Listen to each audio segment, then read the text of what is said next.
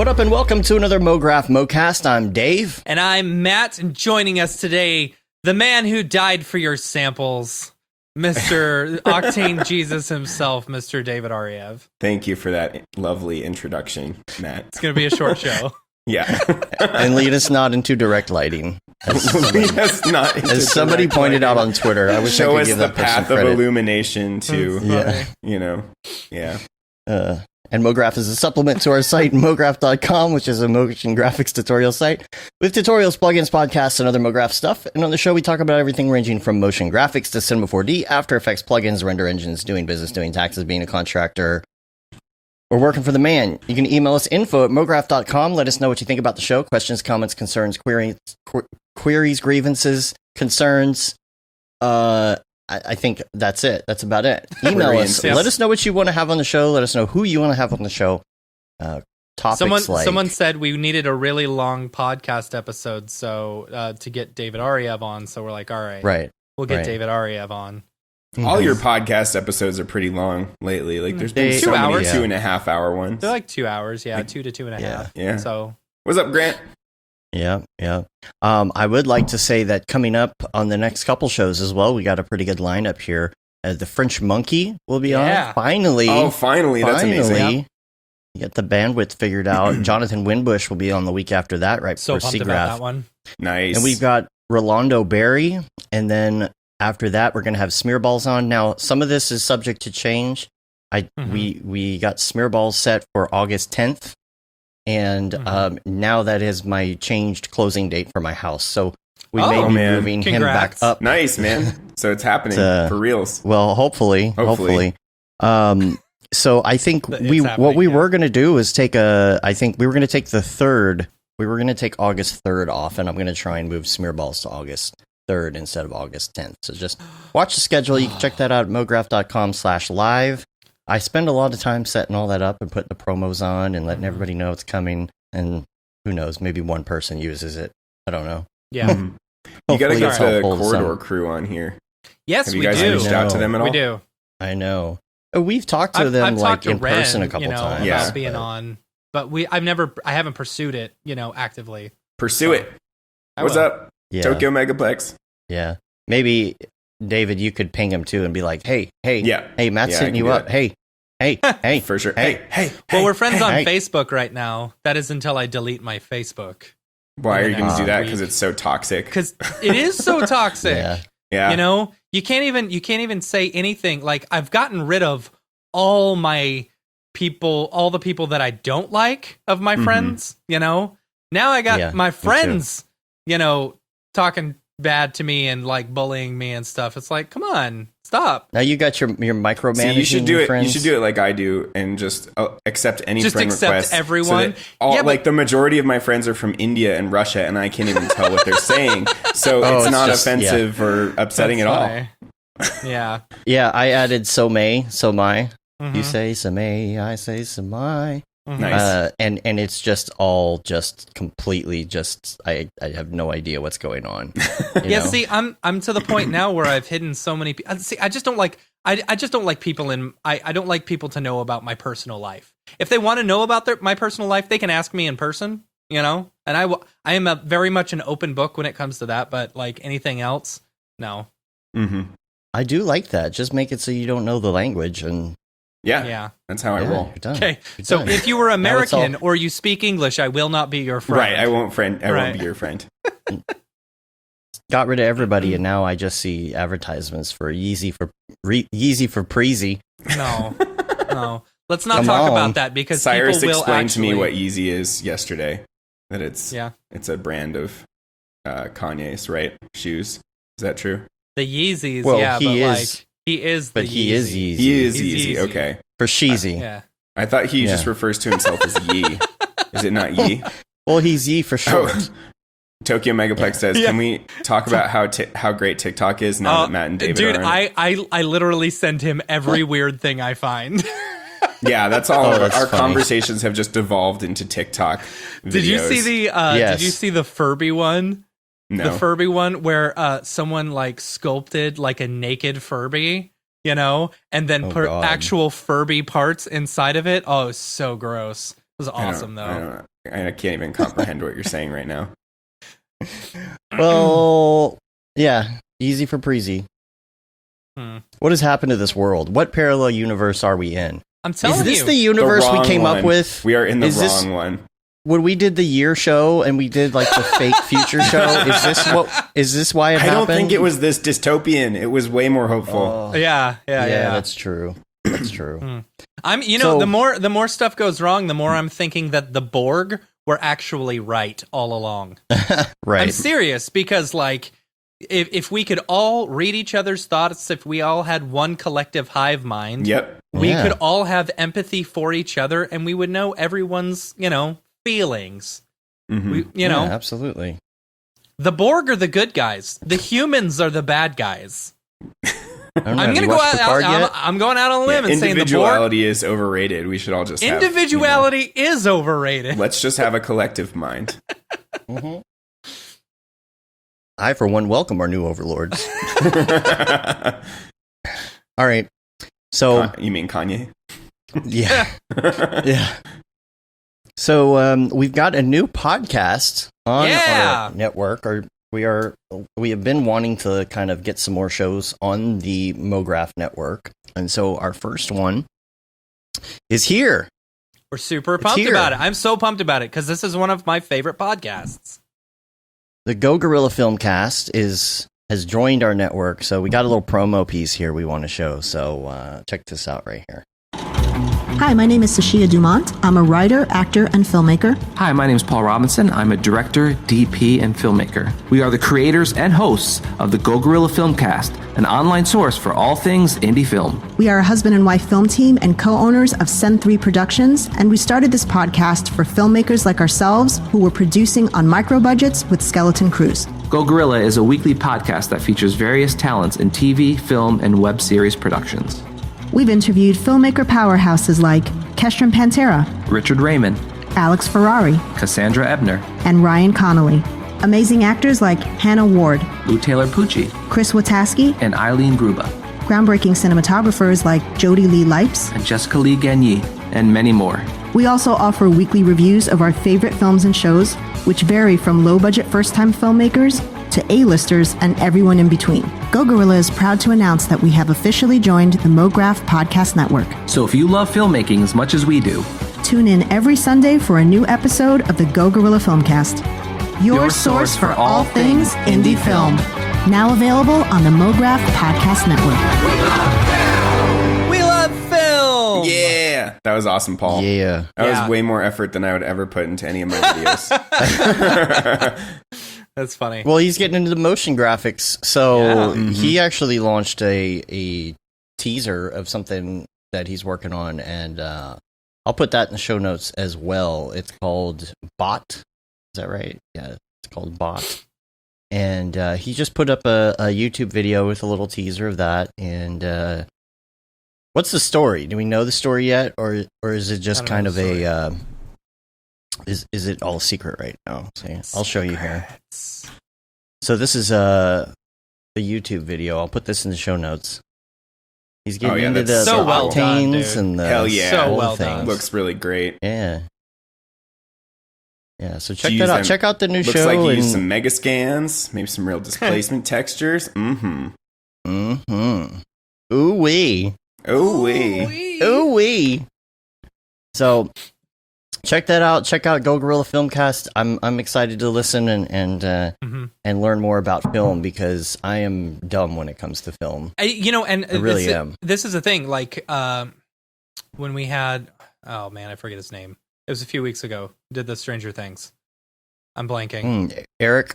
Yeah. Yep. When we had Eric on, it was I mentioned a couple times that it was so exciting to have like a filmmaker on because it's so different than kind of what we do.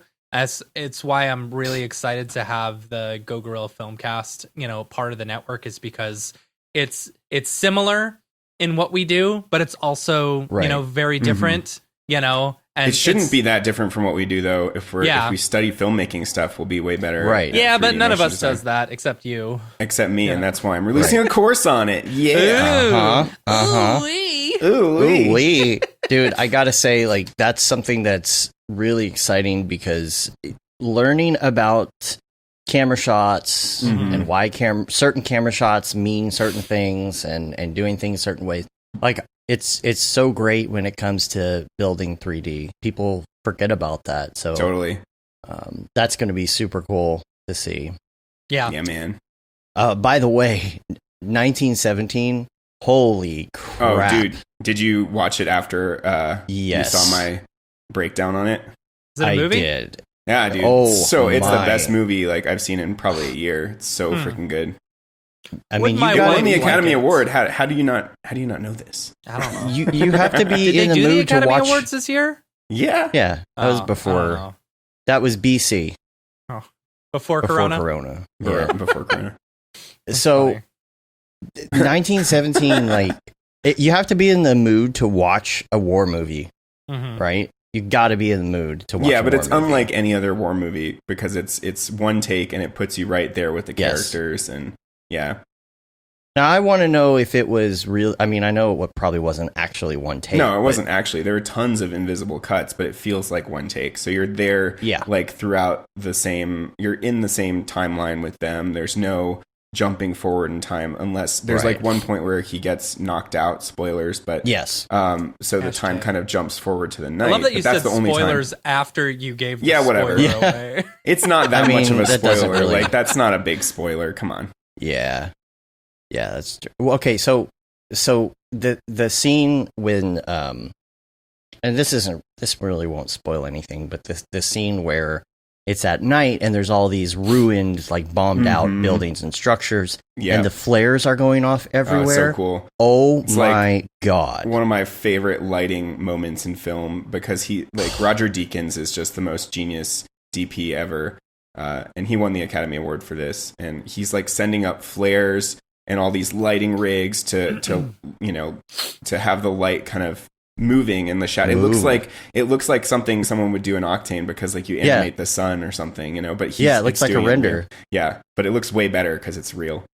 It's so good. And like he leans up against this wall and you see this old poster. It was just perfectly framed and like God, it's so good. It's so good. And I was picking up on so many things that you talked about when you were breaking it down and it's just man, I have not sat and just really enjoyed something so cinematic in so long. It's been all like Netflix BS. Right. Netflix, Hulu, blah, blah, blah. Yeah, Eurovision. Warrior or None. Yeah. This is one where you go in and you turn all the lights off and you like set the HDR to dark mode so you get like the rich blacks in the picture. Totally. And like you just gummy out and watch the whole thing. And, nice. Gummy out. So good. So good. Yeah. Yeah, we all like passively watch content, especially when we get into the story and we don't think to look specifically at the lighting or the color or the edits or the camera movement. And so, just doing that, teaches you so much. And like when I was downloading all of these, films and watching through them, it taught me like so much just by doing that. So I'm like learning as I'm making this course by doing the research.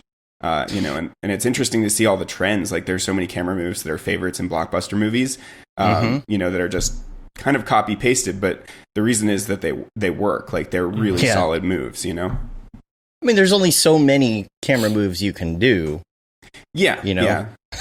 That's true. Up, but down, forward, down, left, right, forward. That's it. All the directions. Yeah. So it's makes me want to apply these techniques though to something that I'm doing. The problem is I feel so burnt out in quarantine. I feel like I have zero imagination left in my body right now. I have drained of creativity. Yeah, you're trying so hard just to stay sane, all cooped up that you can't focus on anything else. Your body just whatever. Because I want to create something. I want to use some of these things that I've learned. I want to go through and do something that actually means something. It's like I don't want to just goof around and put some spheres on a plane and call it a day. Person for scale, astronaut model for scale. Totally. Like I literally like I have nothing to talk about. And I was running yesterday and I was thinking about that and it's like it's part of like going to meetups, it's part of getting out, it's Mhm. part of just going out and going on vacation or doing things with people. Like it keeps the variety in your life, and when every day is Groundhog Day. Yeah, You I have hate the Groundhog Day no thing going on. inspiration. Like Yep. this weekend was so different for me though, because Chelsea and I finally like went over to see EJ, and EJ actually threw like a small party. It was like 10 people, and everyone was like, "Holy shit, this is the hugest crowd we've ever been in for like In a 6 long months time." or something." Yeah. You know? Yeah, it's so And now weird. all of Corona you party. are away with coronavirus. Nah. Is anyone wearing masks? No, we were not wearing masks, and I hugged EJ and I hugged people and gave them Corona hugs because you know what? Sometimes you just got to be human and take like a calculated risk. And like, yeah, we've all been in Taking quarantine one for the this team. whole time. None of us are sick. Like, none of us have coronavirus. Yeah. I don't think anything bad's going to happen. Like, hopefully this will just be like, okay, we had a hangout. Nothing bad happened. Like, I've seen. I a heard few it'll friends. just disappear. Yeah. I got my Matt official got confirmed. diagnosis I back know. that I am positive for coronavirus antibodies. I I'm gave pretty blood sure. a week and a half ago or something, and it came Yeah. back that it was positive, and I was so pumped for it. I'm But tempted then- to get that test because I'm pretty sure we had Yeah. it in January. Like I had a cough. You should. For like 3 or 4 I think you weeks. should. Like, and here's the thing: Mhm. if you want a free coronavirus antibody test, Yeah, go you give blood. blood, Donate at the Red Cross. Yeah. The Red Cross Mhm. will do a free antibody test, and it's awesome. Like you can Mhm. you can download the app. Hold on, let me find out what the app is called. You can download the app. To It's help you called find Blood it. Donor. You know, it's just like a little drop of blood, and it'll allow you to like make an appointment, whatever, and it'll give you an update. You know, on the whether you've got the antibodies. You know. And I was so excited. I posted it on Facebook, and everyone's like, "No, you don't have an immunity."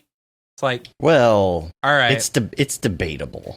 If that's anyone why. anyone Nobody who's knows taken a yet. basic biology course knows that you Yeah. know that's the way it works. I mean, unless You it's know? mutated to a new strain or unless it's something. Right. mutated to a Right. new Yeah. strain or That's the whatever. concern. But Yeah. still, and I understand. You know, there's a chance I could still get sick, but there's probably less of a chance that I'll get sick versus anyone else. I agree. You know.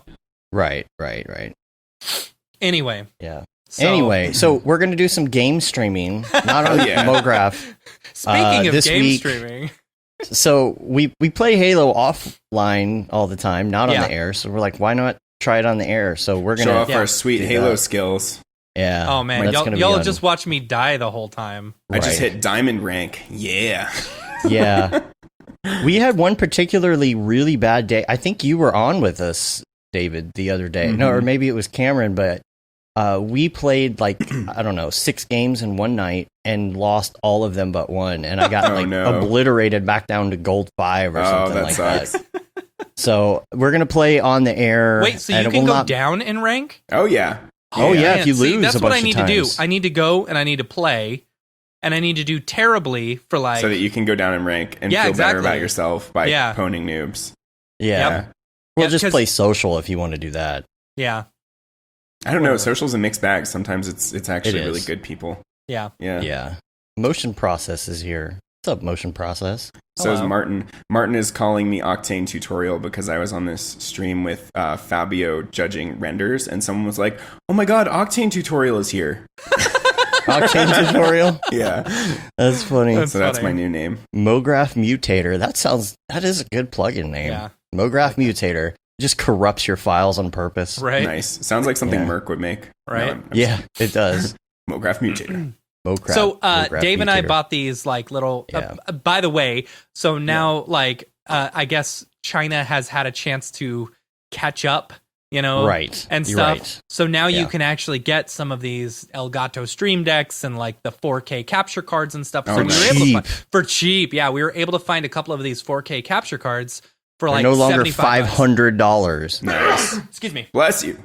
So like we bought 2 of them. We each bought one, and it's cool because it's got a splitter. So one will go into your like your Xbox or your Switch or something like that, and then the other one will go to like a monitor so that you can actually play it in real time. Well, we It's started really with cool. 2. See, we started with these. Yeah. This is the HDMI video capture. It's just Yeah. super generic. There's like everybody has their own brand name on it. And it but it's actually, just, I mean, that one worked really well, surprisingly. it does, but there's no loop through, so Right. you don't see it until it's been converted to your screen, and you can't play with a lag like that. Lag. Yeah, it's terrible lag. And then the other one, so this is the one we got. This is now the other one I just showed that will accept 4K, but it only puts out like HD 30K or 30p. This, and it's USB 2. This is USB 3. This is a 4K. Now this one, the small one I showed is only $35, but this is like $65, $70. Yeah, I think but so. the nice thing is that you have HDMI in and out, so you can loop through onto a monitor so that you can pwn noobs in real time. Yeah. While simultaneously streaming. It looks like it has a mic and a headphone jack and everything. Yeah, but if you were wanting to do $75. Yeah, it's not bad, you know? And so all that just to be able to stream our games. And, you know, Dave's been teaching me OBS and all the streaming stuff. And OBS is cool. Dude. We've been using that for School of Motion capture instead of, I was familiar with Camtasia, but OBS is definitely cool. Yeah. Yeah, it's more for simple. Free, yeah. Yeah, and like it is very simple. and it's free.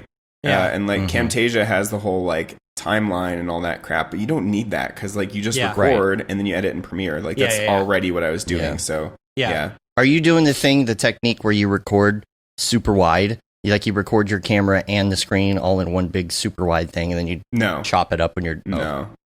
Just recording the screen. Like the on camera stuff for School of Motion is going to be all DSLR, like with lights and standing up and addressing the camera. So yeah. So we're gonna do that. It's gonna be on Matt's channel for now. So I guess maybe we'll tweet it out if we're doing it or something. But we're gonna play Halo. But I think also my daughter's gonna hop on at one point and play Animal Crossing with Matt. Yeah. So anybody into Animal Crossing.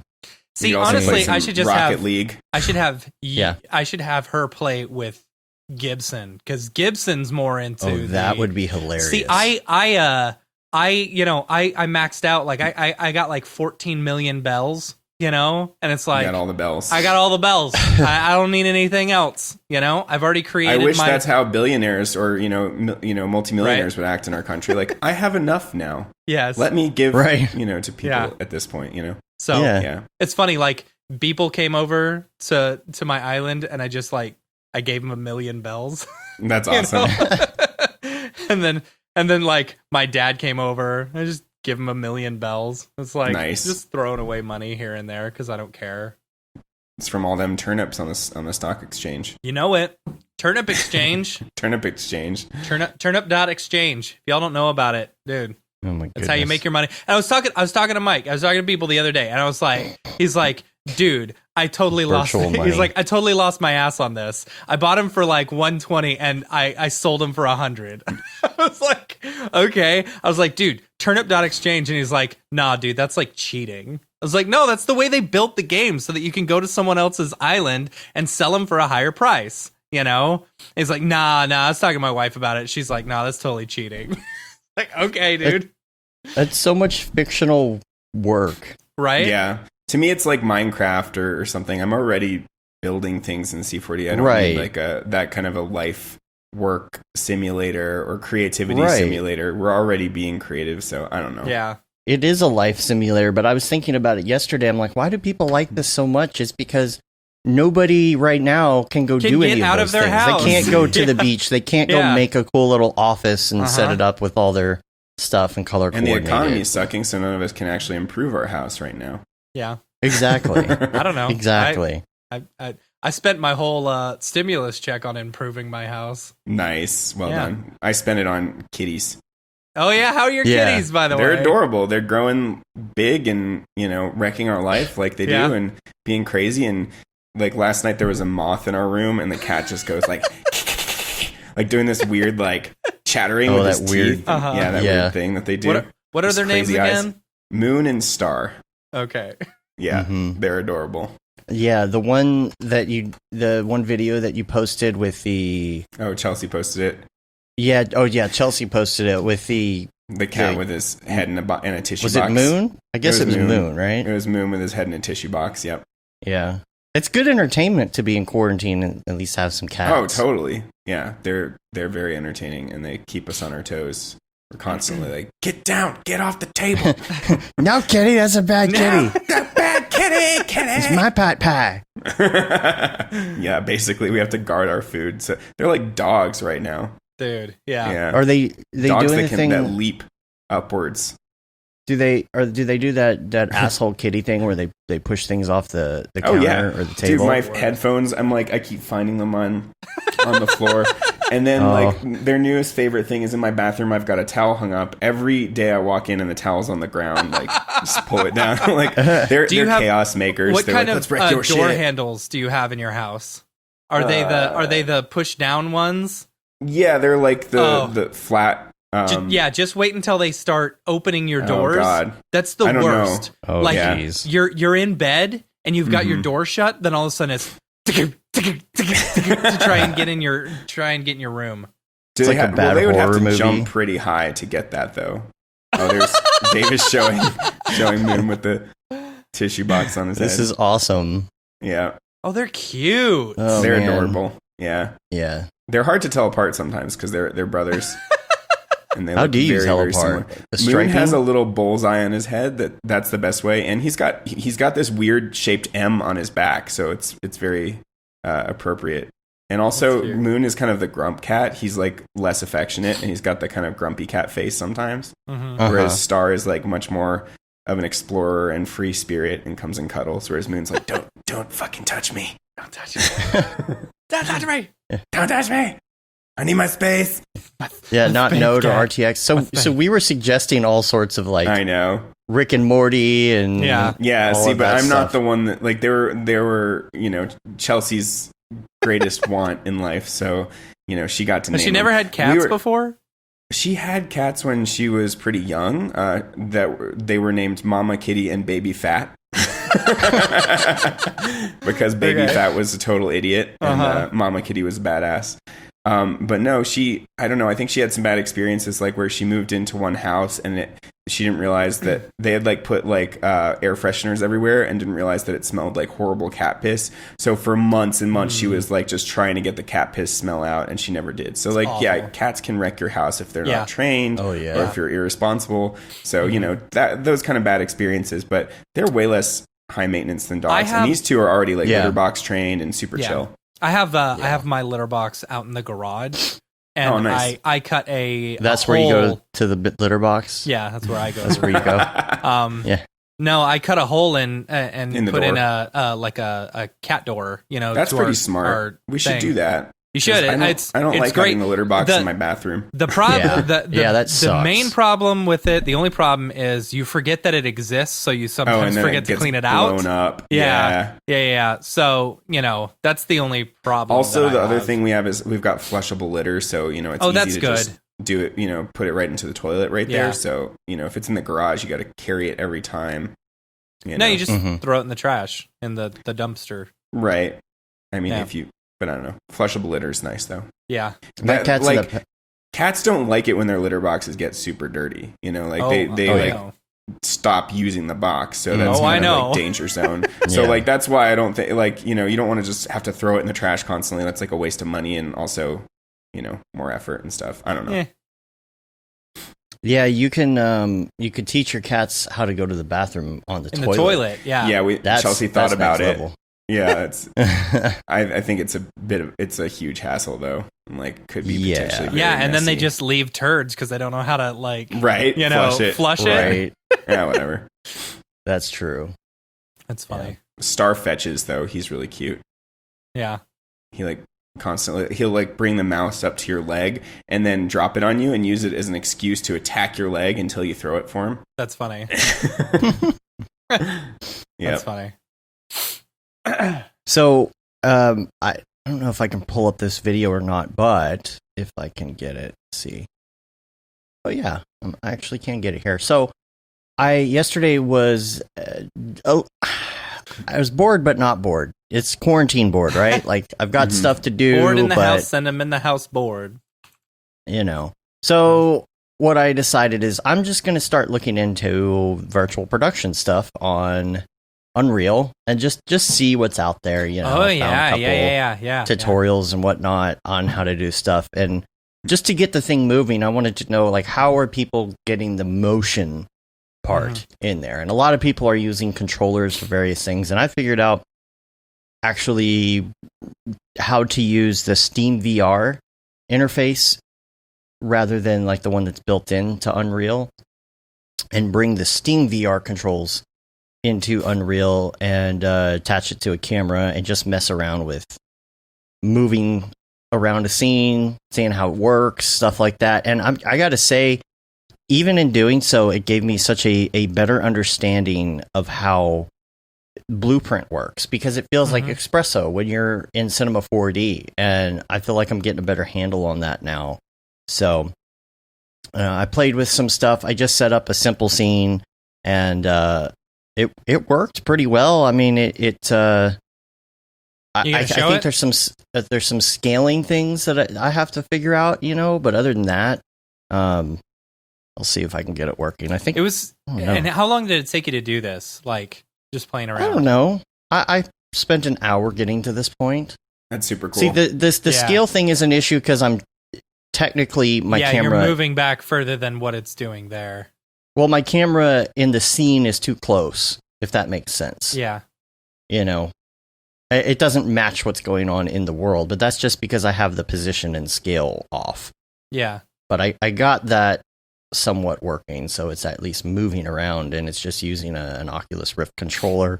So that's step one, right? As a complete noob, that's step one. And so I'm like, all right, well, now how do I make this look better? How can I put this on a screen? How could I integrate this? For me, I'm not going to be using LED walls like a lot of people are using. Yeah. I'm going to be using like a green screen. Yeah. It's like, what do you do? Do you take the camera track after that, and do you output the camera track to something you could use in Cinema 4D, and then or in After Effects, and put a plate on it? Like, how do you go about doing that? So that's my first stage in learning this stuff. So I don't know. Maybe I can combine all of these things together and do a tutorial or something on how to get started if you're like complete noob and that'd be cool and want to do this. So did you see this article that I posted on Jon Favreau's like virtual cinematography stuff for The Lion King? I don't think so. I did not. I'm putting it in the chat right now. But it's just really cool. It's like they used like actual drone pilots and dolly grips and whatnot on this stage to get like more organic movements, because you get kind of unexpected things, like the drone will drift around with a certain inertia that you couldn't get while animating, like, so they don't trust animators to recreate it in the exact way. You know? So it's pretty crazy. Even though it's a full CG production, they wanted this very documentary quality, so they had like real DPs doing this virtual shooting. It's pretty interesting. Kind of makes me sad, because I don't want to like have to put in that level of effort. Like, I prefer to just animate shit, Right. I don't want them to take my gerb. I feel like maybe that could be a ticker gerbs. I think there's maybe you could do like could you sell these as like generic camera moves, like generic real camera moves? Maybe. $1 million idea right there. I don't like that preset idea, because every shot needs its own path through that environment. You can't just make a preset camera move. Like, maybe it's something you can mix. To some degree you can. You could be like, okay, here's the classic, like, we're dollying forward and tilting up. But that's just, I would rather just teach people and empower people to do that themselves. Plus, it's not that hard to do a... No. It's just like basic keyframing. Dolly forward, tilt up. Yeah. Up, down, left, and right. Up, down, left, right. That's all you need. Yeah.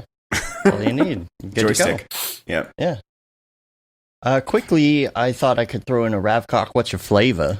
What's your flavor? I knew you'd do it. I thought you'd do it with me, though. It's more beautiful but when it's normally we do, but I wanted to see if you would actually do it. So okay. Well, okay, take two. Let's do some Ravcock. What's your flavor? What? Matt, you gotta do it with me. Stop it. Ravcock, what's your flavor? What's your flavor? Just like old times. So nice. Oh man, that was good. I just wanted to quickly talk about this Windows 10 2004 GPU scheduling thing. You heard about this? I No. something, yeah. Are they going to give us more VRAM finally? Yeah, well, I think yeah, the that's update did actually give you more VRAM. It Oh, either shit, gave that's us more cool. VRAM or took more away. I well, don't it's know. the scheduling. So apparently, what it's doing is it's allowing the card itself to have more control over its memory management than Windows. That's cool. That's what I That's take awesome. from it. But the thing is, some people actually have had issues with FPS in games and stuff like that until they turn the scheduler on. Apparently, it's helping. I don't know. I'll put a link to that so you can check it out. I'm always so cautious about doing updates and changing driver settings, and something's gonna break, right? Something's always gonna break. I just update it whenever there's an update. Yeah. That's Good what I luck do. with that. I've got a sort of another what's your flavor here. So, did What's you your guys see flavor? the Embergen effects thing that Otoy is releasing Yeah. particle gen as I'm well? so excited. Yeah, about Yes. that looks really cool. Yeah, the particle thing. I mean, it's hard to imagine not using X particles, it. but Yeah. if this Yeah. is all GPU in real time, then looks awesome. Yeah. Instead X Yeah. particles go in GPU. Right? They need to get on that. Like Yeah. they said they were, like, I talked to them like maybe a year or two ago, and they said that that's definitely on the docket, but That'll be a it's game just changer. taking Mhm. forever to implement. Yeah. So the other thing in Ravcock and the Octane world, of course, is this new Deadmau5 video. Ooh, yeah, that was fun. Yeah. Yeah. Yeah, The I mean, pomegranate. in between my School of Motion stuff, I worked for 5 weekends on it doing just the environments and stuff. But Nick took them and spruced them up further because there were things like there was one that's a PCH, like Pacific Coast Highway look. But I didn't know like exactly, like I knew he was going to add like crazy, characters and like teeth Like and you whatever do. the hell like he does, Yeah. So I just Yeah. like made it look good. And then he took it to the smear balls level of good. Yeah. Right.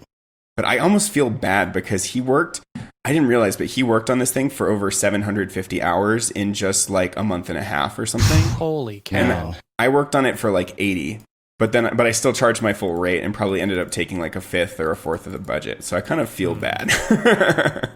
Yeah. I mean, It's- We'll That's- ask him I- about it in a few weeks. yeah, just be like, Yeah. Are you pissed at David?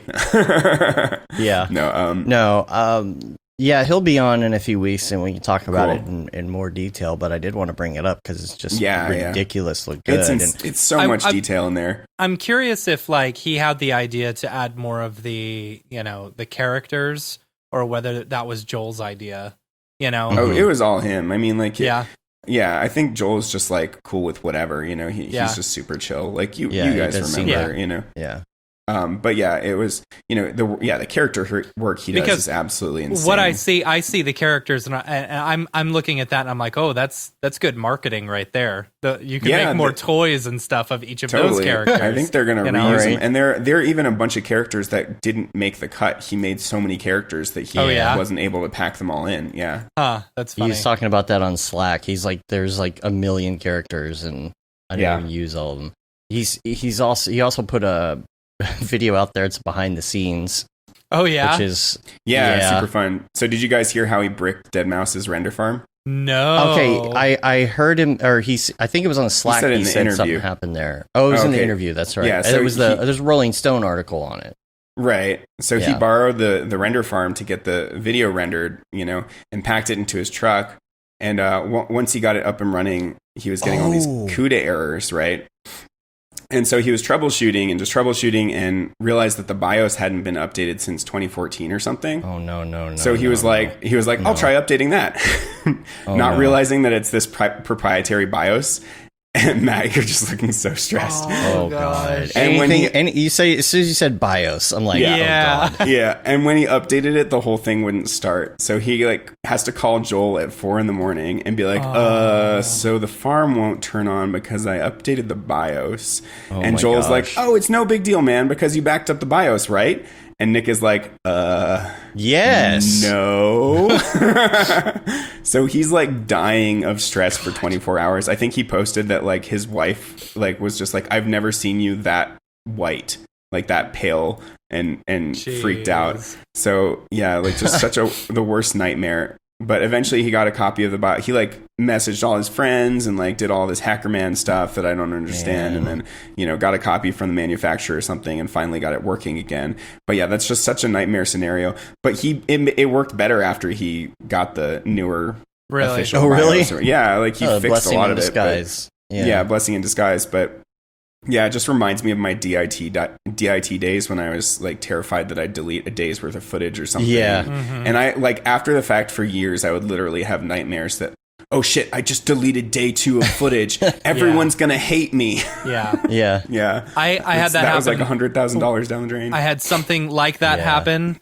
So like it was skeleton crew, you know, I had to mic someone up and then run all the way across this field, you know, to get to my camera and hit record so I could catch it on time. And I mic'd him up and I got it all ready and I ran all the way across and I got behind my camera and then everything started and I was like, okay, cool. And then I look up and I'm not recording. Oh, no. I was like, oh shit. So I started recording immediately. But like, you know, your stomach just that drops. Feeling. You're like, I just lost I hate it, that. you know? It's the worst. I bet you guys have dealt with it a lot more with like the live events and all that stuff. Just what can go wrong. The hard parts are like when things aren't working for you correctly, you know, and you've only got like a day to figure it out. Dave especially, like there was a few. The first NAB where we started running the stuff, all the new stuff was just not working, you know, and so we had to figure it out. And Dave was up there till all late crazy hours, you know. That's the worst. But y'all wouldn't have noticed. No, I can't believe you guys partied so hard with us and ran all that shit. That's just so nuts. And did interview stuff on the side. And did interviews. Edited. You just don't sleep when you don't. You just run yourself ragged and sleep for like 3 days when you get back, you know? Yep. It's good stuff. It's fine. But it's perfectly fine. Yep. I don't understand why Joel has those. What are they? What are they? GP100s? What are those cards in there? They're P1000s. P1000. The crazy, like, I don't know, because cards. you could get a much better render farm for that same amount of money. Yeah. But maybe he's just like, whatever, I've got the dead mouse money. NVIDIA just give it to him? Right. I mean, they probably just give it to him. That might be true. You know? Yeah. I mean, I think once I would assume once you're, you know, of that caliber and have that much influence. Isn't it weird how, you know? the more famous you are, the more people give you shit for free? It's true. Right? It's true. Right? Like, it's funny because, like, I'm not saying we're famous, but the more people knew us on the podcast, the more free plugins we got. You know, I mean, like, Beeple gets his free Turbo Squid. Yeah, you know, I'm not saying that I'm famous by any means, but like I've had a small taste of it with like Real Displacement Textures gave me their whole site, you know, for free. And then like Joran from the Pixel Lab just hit me up and was like, dude, just want to say you've been awesome to the community, and so if you want anything from my site for free, I'm like, no, dude, like, no, it's fine, like, seriously, like, I mean, and like, that's the thing, like, anytime course. we do courses or, you know, we do plugins or something, we always give them out to our friends, you know? Yeah, exactly. Yeah, exactly. Give them a course, give them a plugin. Yeah, you guys gave me the Stop Being Afraid of Houdini for free. Yeah. So many perks. You too can watch Houdini tutorials for 40 hours. Yeah, exactly. Or like Aaron Sorensen, I had to do like a little testimonial for him, but he gave me his whole course for free. Yeah, he gave us the course as well. He gave it to us, and I get updates every week about how I haven't finished it. How I've done 0%. Yeah, right. Nice. I took a screenshot of it and I sent it to him the other day, and I was like, "Hey, thanks for the weekly reminder." Yeah, right. Your course does weekly reminders too, though. It does, right? Yeah, it's on the same platform. Unless you finish it. If you finish it, you don't get any reminders. Right. You know? Exactly. But I started a second account just to test it because I wanted to see what information you got whenever you bought a course. You know, like, does it give you, you know, all the, like, the invoice number and blah, blah, blah, or PO or whatever. And so I bought it for $1. Under a new name, Farts McGee. So every week, Farts McGee gets a email saying that I've done 0% of the course. Wonderful. Yeah, I was running the books and I was looking through the different people who purchased, and I'm like, Farts McGee, who's this? He paid How did he pay $1 for this course? Anything doing with any name involving farts or butts is almost always me. Yes. Yep. Makes so much sense. Yep. Grayson has any chance of Houdini course discount ever? Winky face. Not at the moment. We don't have any plans for that. Yeah. However, we have some things in the works that would allow you to indirectly get a discount eventually, but that's not a right now thing. So Yeah. What was I gonna? Chris asks, how did I get on with the process of motion? That's a really, really good course by Daniel Danielson. And the first half is like all theory and how to manage clients and organize and do the structure stuff, all the things I'm really bad at. And like after the first half, I was like, okay, that was really good, but I think I'm still going to be lazy and not apply any of it.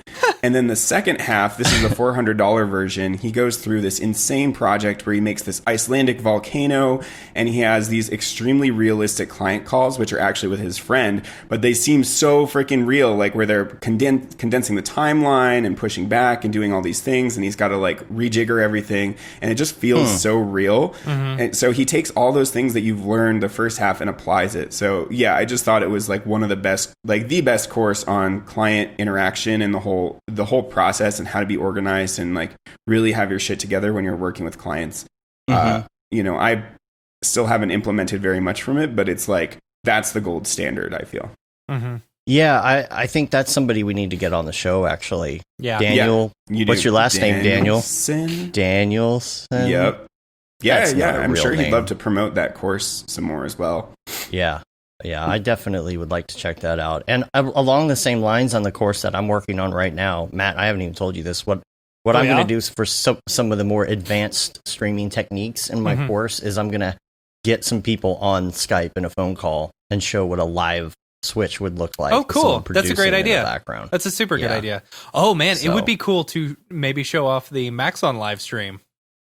Yeah, I mean, Wonder it's if going you to could be do very that. similar to that. Yeah.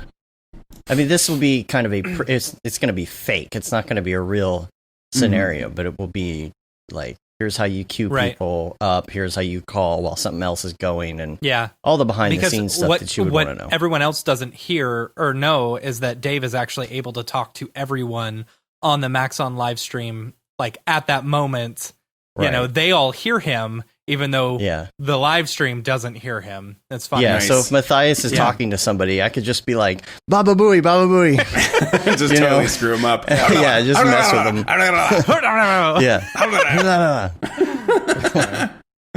him. Speaking of courses, I've got one coming out hopefully in a few weeks. I did it back in February. I don't know what they're actually going to call it. It's for Grayscale Gorilla, and I've been calling it the GSG Octane Speedrun because it's kind of like it's kind of an intro to Octane. It's a 5-hour Octane course, but it has a bunch of tips as well for more experienced people, like creating car shaders and lots of like subsurface scattering materials, and some stuff on the new Octane features like vertex displacement, like and creating a realistic Earth and Moon surface and stuff like that. So yeah, that's hopefully going to be out. You know, in a few weeks. I'm not really sure. They kind of got set back by Corona. They were going to release it in April during NAB. But now they're like redesigning their whole site, I think. And so, yeah, I think they're waiting for that to drop it. But it's funny that like, you know, it's like supposed to be this new course, but then Octane, of course, like releases their whole new node system. So everything's going to feel slightly out of date because there's that whole new workflow that's super amazing. Yeah. So what techniques are you applying for like Earth and planets and like just, you know, like the standard stuff, but like with fallout, like a kind of a fall off map to get that glow plus a gradient on half of the Earth so that it looks like there's that true atmosphere, as well as like a separate alpha for the clouds and, you know, making sure you've like, I just use orb.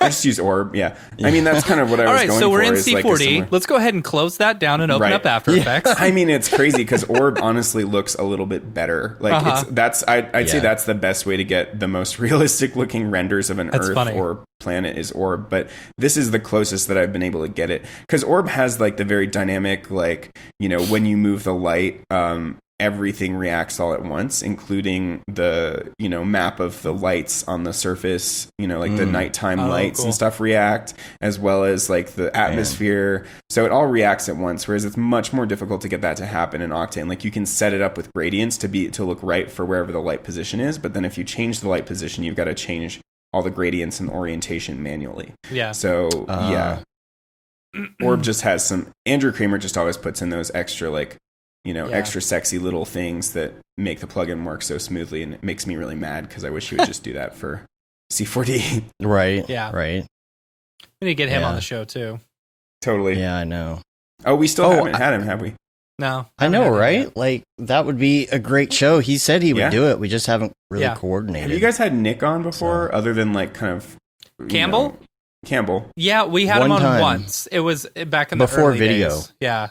Right. It was right before half-res or something? That was like a half-res or SIGGRAPH thing where he was kind of in the room or something? It was right... No, it was before half-res. That too. Yeah, that too. It was right before half-res, and so he was like, he was talking about it and stuff, I believe. Yeah. I know Chad and Chris have been on a whole bunch. And yeah. We need to get Chris on again pretty soon. Yeah. Yeah, he's been doing some really cool rocket lasso stuff, I think. Like he did one that Beeple followed with his most recent render on ragdoll physics. Yeah. I saw that. The SpongeBob SquarePants. SpongeBob SquarePants with Hillary. Yeah. So funny story. Amy, my wife, last night she's like taking this extra course over the summer, to get some like credits or something like that. And so one of the questions was, talk about someone who has become a master in their craft, blah, blah, blah. So she writes a whole thing about Beeple, and how he does his everydays. And so she's going through them last night, and she leans over to me and she goes, "What's his obsession with Buzz Lightyear?" I was like, I don't know. He's just using weird pop culture icons. I don't know. I just learned about Buzz Lightyear yesterday. Yep. I've got one more, so I've got another thing to plug. So I'm making a tutorial series on 10 ways to make your renders amazing. Man. You won't believe what happens next. You're doing tutorial series. You're doing 2 classes. The tutorial series is part of School of Motion, so it's dropping on School of Motion's channel. So I'm taking a break from the main course and all that to do this series kind of as a marketing tool for the course itself. Sure, of course. They're just 5-minute, like really short teasers. And the title sounds like pretty clickbaity, but I'm trying to make it actually good. So the first lesson's on using mood boards and storyboards to prep your renders, but also to enhance the composition. And I packed it in a bunch of composition techniques and before and afters, like for instance, what a render looks like with a bunch of tangents and then without. Do you guys know what tangents are? It's when like objects are just touching and it draws your eye in a really annoying way. So not overlapping, but just so stuff like that. Or like what it looks like. Vectors, like vector. Yeah. Yeah. Like if you imagine vectors draw your eye. Yeah, exactly. Yeah. And then or for instance, what it looks like when everything is contained within the frame versus what happens when you've got some objects that are breaking the frame, so it feels like a larger world, versus having everything just kind of contained within there and it doesn't feel like there's anything beyond the context of what you're seeing in the frame. Or like how the lighting can enhance the composition and draw your eye, or putting light figures on dark backgrounds or dark figures on light backgrounds, all that kind of stuff. Like rule of thirds, golden spirals, golden ratio, all that kind of stuff. Free tutorials? All free, yeah. Tutorials. And the second lesson's on choosing your focal length wisely and what different focal lengths will do for your renders, like compressing the background or stretching out the perspective. Cool. And how different focal lengths affect movement. For example, like with wide lenses, you get a much greater feeling of speed when moving on the z-axis, or with long lenses, you feel that speed more when you're tracking or orbiting. And then the third lesson's is called Stop Lighting with HDR Only. So it's just a bunch of lighting breakdowns. I feel personally attacked. Good. You should. No, I agree with you. I agree with you. I don't like using HDRs. Yeah. I don't. I have started. I'm not saying don't use HDRs. I'm saying don't use them alone. Away. Yeah. Right. Okay. Yeah. Like they can be great for like individual, like if you've got a sculpt or something or some metallic object, like that's a lot of the time all you need. Yeah. But you can't like walk the lights closer or further. When you've got bigger scenes, they just flatten out all the lighting because it's all from an infinite distance away. Yeah. And exactly. So I show some lighting breakdowns, and like how small or large area effects how small or large area lights affect your scene. Like a lot of the time with bigger scenes, you want much smaller area lights to make little pools of light versus like if you just use a couple and kind of cop out that are much larger, then it feels, it's all really soft and it doesn't feel right. It doesn't feel like you're looking at something big. So they can really affect how you're perceiving the scale. And then the fourth one is like designing shadows into your shot. So like using gobos or off-camera trees or light blockers to craft more shadows into your shot and create like patterns of like light and darkness to add more interest. You can crank Tony? the gamma though. Just crank the gamma on the HDR. Oh yeah, if it's flat, just crank the gamma and everything's fine. No, wrong. And then the fifth one is adding surface imperfections. So just showing like materials building up and how they improve when you add all the maps in there, or dirt shaders, or like how to make a concrete texture with exposed brick. And there's also a section on breaking up texture repetitions by using noises or by layering multiple displacement maps. Specifically? I'm using Octane, but it's very general overview and it should be useful to everyone. All these techniques apply to any render engine. But that's it's hard my to do tool. tutorials right now like that because it's like, oh, well, if you use Octane, you're alienating the Redshift people or vice versa. And it's like you almost have to use it and just be more generic about what you're talking about. Yeah. I do show a few little things in Octane here and there, but it's like really quick, like almost time-lapse-y stuff or like, you know, with more VO to just like give an overview. Kind of teasing like what we're going to go more into in the course itself. So I mean, I can keep going. There's another 4 or 5 of them, but I don't know if I'm taking up too much time here. We got all the time in the world. All right, sweet. Short show. The Z thing you were talking about, and you brought this up in this the course that you're working on as well. That shot of the train, and I've seen this before. That and it makes sense because of compression, but I never really thought about it that way until I saw that clip where you're moving forward on the train and it shows the train different thing. Focal lengths. Yeah, that's one of my favorite examples. So it's just a video showing someone punching into a longer and longer lens and how it feels like everything slows down when you're just moving on that Z axis, and then when it goes back to the wide, suddenly we're like screaming forwards. So like the focal length really affects the perception of movement for sure.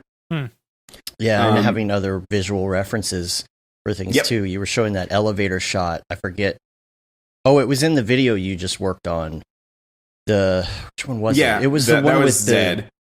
Yeah, that was Zed. It was the I want to say cyberpunk, not cyberpunk. It's steampunk. It's steampunk.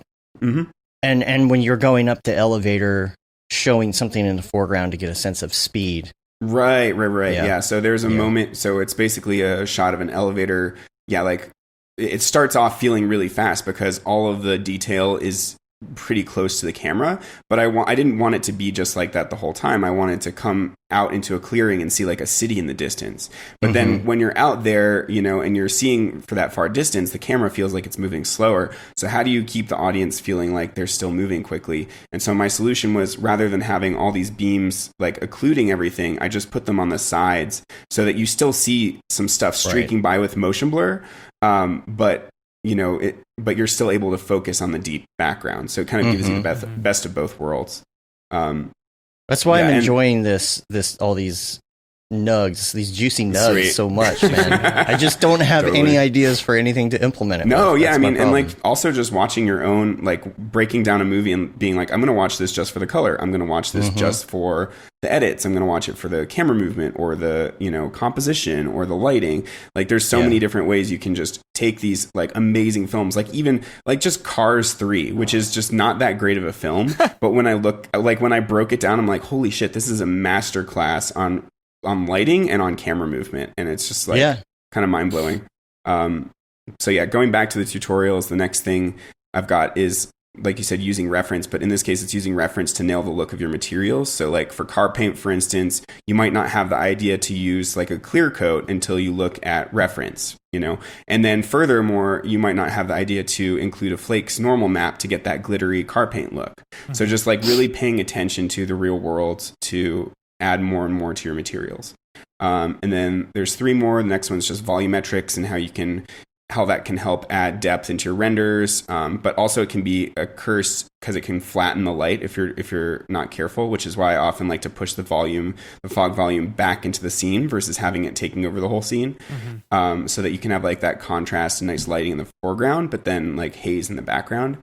And then there's one on using high quality assets to start with, like Megascans, Kitbash 3D, Real Displacement Textures, 3D Scan Store, Polygon, etc. CCO Textures. Do you guys know about CCO Textures? No. CCO. What is that? It's a free site. It's 100% free textures. They're all PBR. And so for my cyberpunk city that I've built for, we'll get into that maybe later, but for the School of Motion course, it's using like 90% CCO textures, and they look amazing. So yeah, Public domain like PBR. Okay. Yeah. I gotta look that up now. So yeah, like if you don't want to have a Polygon subscription or something, I mean, it's not nearly as extensive as Polygon. Like Polygon's really important. Yeah. But it's great for people that are on a budget. Yeah. Public domain PBR materials bookmarked. Yeah. Right. Okay. Well, this is Totally. nice. This is really nice. Yeah. There's also HDRI Haven. That's the other one for free HDRIs that are like 8 or 12K, and they're all free. So same, very similar. Yeah. Right. So yeah, the last two That is insane. Tutorials. There's a lot. I know, dude. It's How huge. do you Like bulk there's download? I like this. Who is making all of this and why? and why? Why are you doing this nice thing for us? Right. Yeah. Popular assets. Ooh. Yeah. All right. Look at all that. Oh, there's some Yeah. nice. So Nice. I did all the texturing stuff recently. I spent 2 weeks texturing all of these assets for my course that were made by this amazing Italian modeler dude. And yeah, I did it all with CCO textures with a few roughness maps from Travis Davids, but we're able to redistribute all that stuff. That's You awesome. can preview using Sketchfab. That's kind of cool. Yeah, that is cool. And the last two tutorials are going to be on using photographic effects in your renders, like motion blur or various types of bokeh, chromatic aberration, grain, lens distortion, vignetting, all that kind of stuff. And the very last one is on color theory and color grading techniques. So yeah, I'm excited about this series.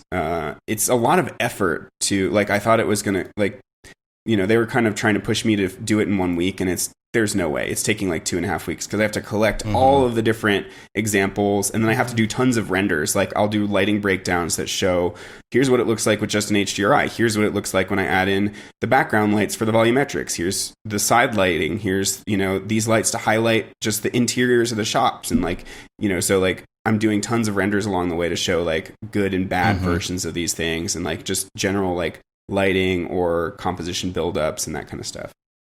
And are you rendering these like as stills or Yeah, full on moving renders? stills. No, it's not Okay. moving renders. Yeah, that would be like way too much work. Take a long time. Yeah. Yeah.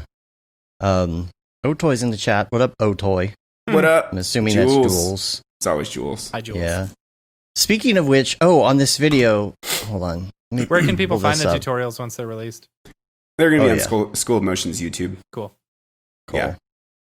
Yeah. Speaking of Otoy, though, we can do this without getting flagged, hopefully. The ode to Nice. Octane on this van. The Octane wheels. It has the Octane love it. wheels on it. That's got to be on Yeah. purpose, right? Oh, of course. Oh, yeah. I'm sure. Yeah, no, Nick did that as a shout out to them for sure. Nice. That's awesome. It's funny. That's awesome. As soon as I saw that, I was had like, fun making that okay. environment. Nick changed it quite a bit, but I posted on my Instagram kind of like what it looked like when I handed it off to him, and I made this like road, but then all of everything is undulating, like the mountains and whatnot. But that was pretty tricky to do because it also connects with the road. So I used fields to give it a fall off where the displacer is only affecting it like further down, away from the road. Mm-hmm. Gotcha. Yeah. And then I also like made some volume, like God rays, but like with just some spheres. I just put some spheres up in the sky, and just using those little light blockers, it's enough to get God rays. And then like if you just animate like with a random effector, just have it randomly animating those spheres back and forth, like off camera. Yeah, Then you and they get just the move God around. rays all moving around. Yeah, it looks pretty cool. That's cool.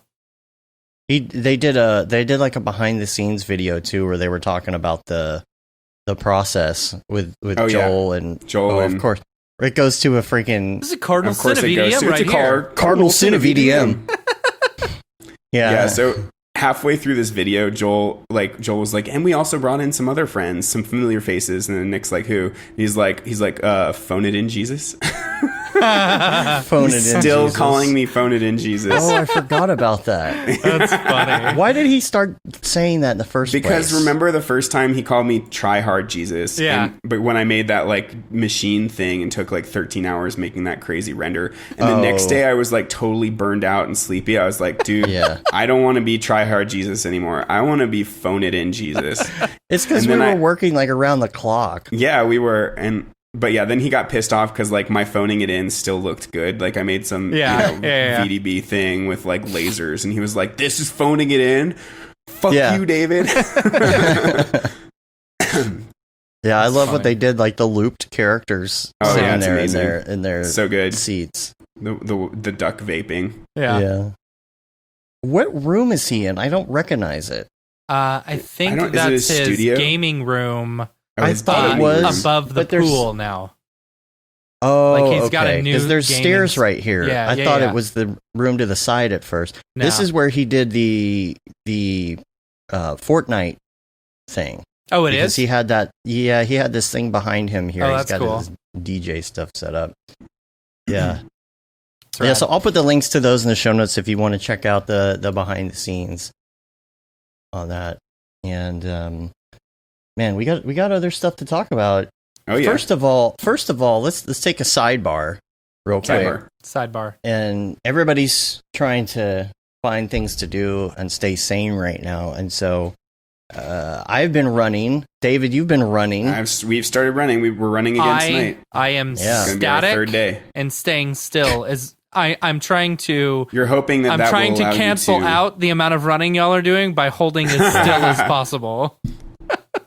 So many people are starting to run right now. Kevin hit me up this morning. He was like, I went for my first run this morning. So he's on the run train.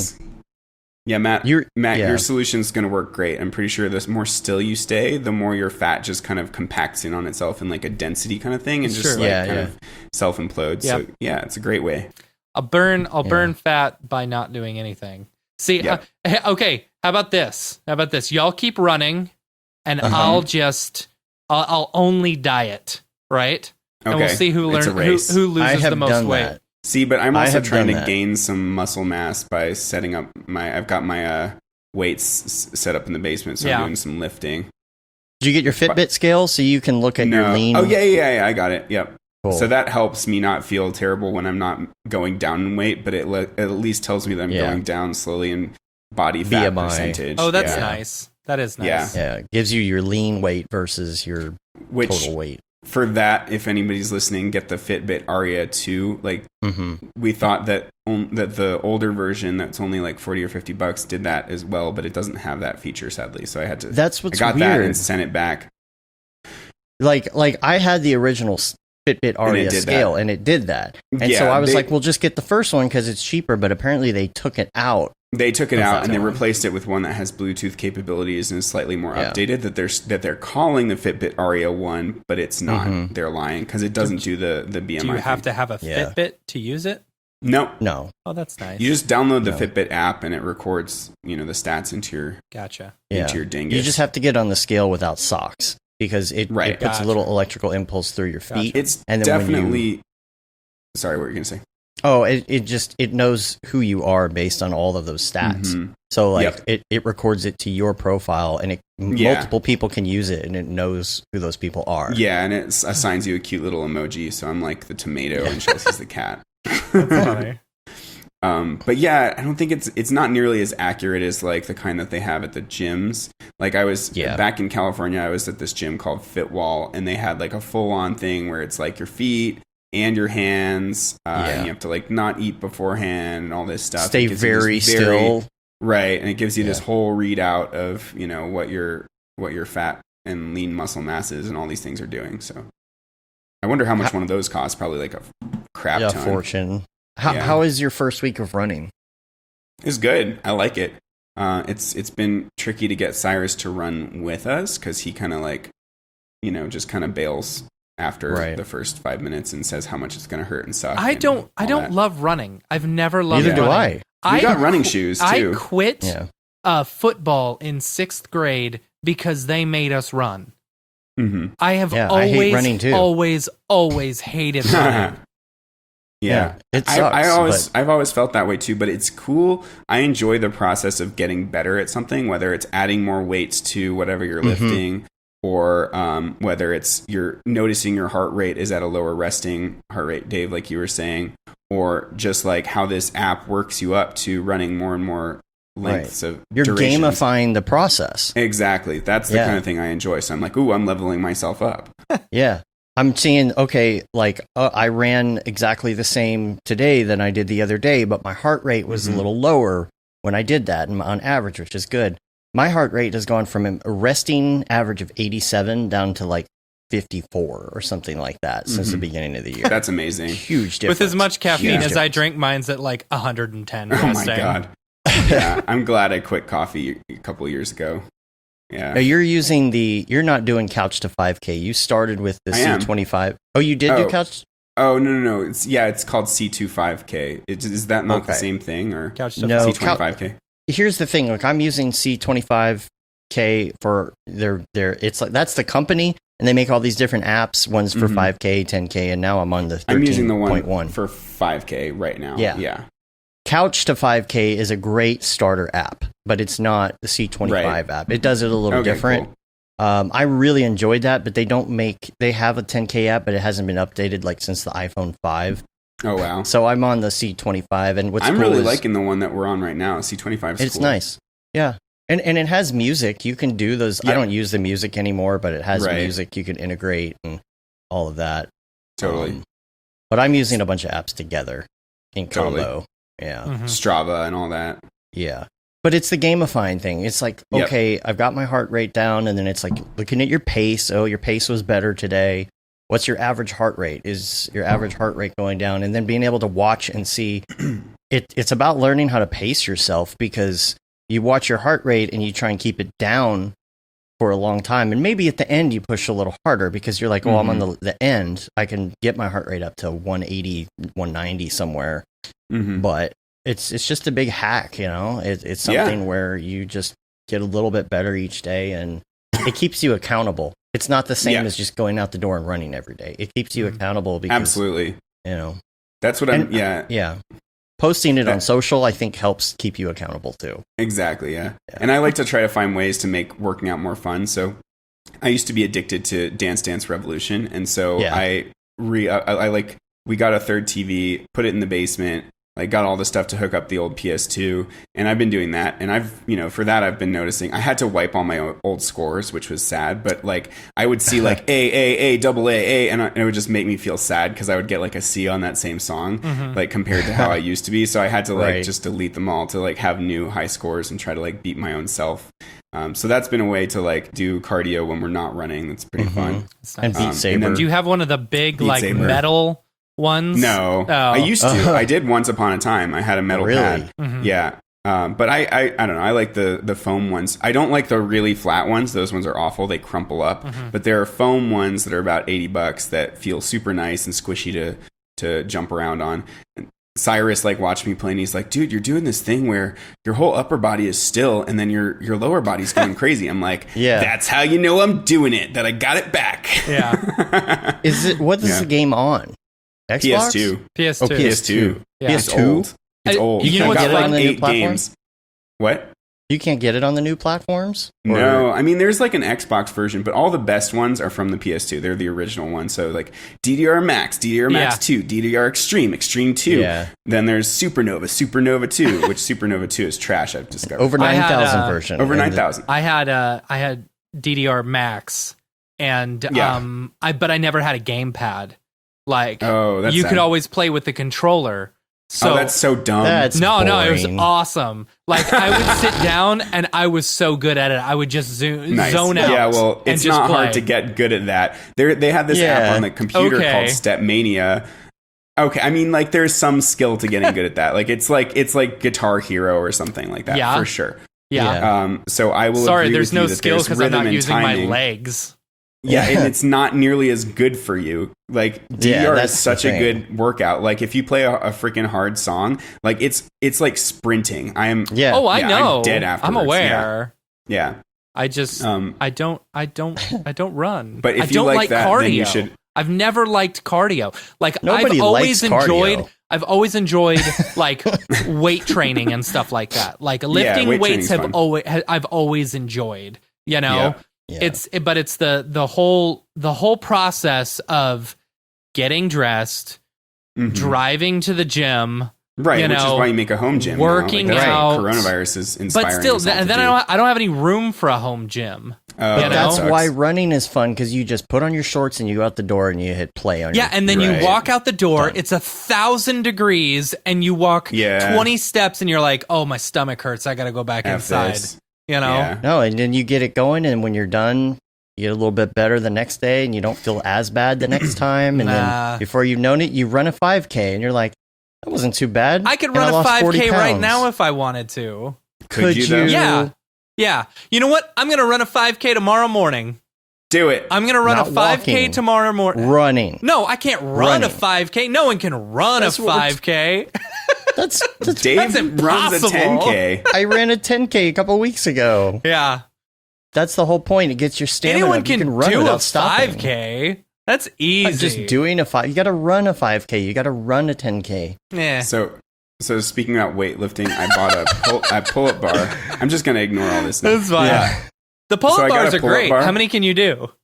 So I realized I used to be able to do a bunch, like 20, and I got a pull-up bar, and I realized, oh shit, I'm fat now, and I can't do a single pull-up. Like, what the hell am I going to do with this pull-up bar? Here's the thing. That does not change for a long time. I know. Like, you got to work up to it. I bought a pull-up bar. And I was working out for like a year straight, like, and I could literally only do 1 or 2 pull-ups, and every single time I walk by it, because I had it in between our bedroom and our master bathroom. Every single time I walked out of the bathroom, I would try and do one. You know, nope, can't. Nope. Yeah. So here's my hack, though. I saw this on Amazon. You know those elastic bands that are like 10, 20, 50 pounds, yada yada. You get a set of them. They're really cheap. You attach it to the pull-up bar. Then you get on a step stool and you stick those under your butt so that it creates an assisted pull-up. Okay. So I'm gradually taking weight off of those. So I've taken a 10-pound That's smart. band off. That's smart. So like every week you're just kind of upping it until you can do a full pull-up. So yeah. I like that. Yeah, you put you put your toe on the step stool just a little bit. Right. Yep. Yeah.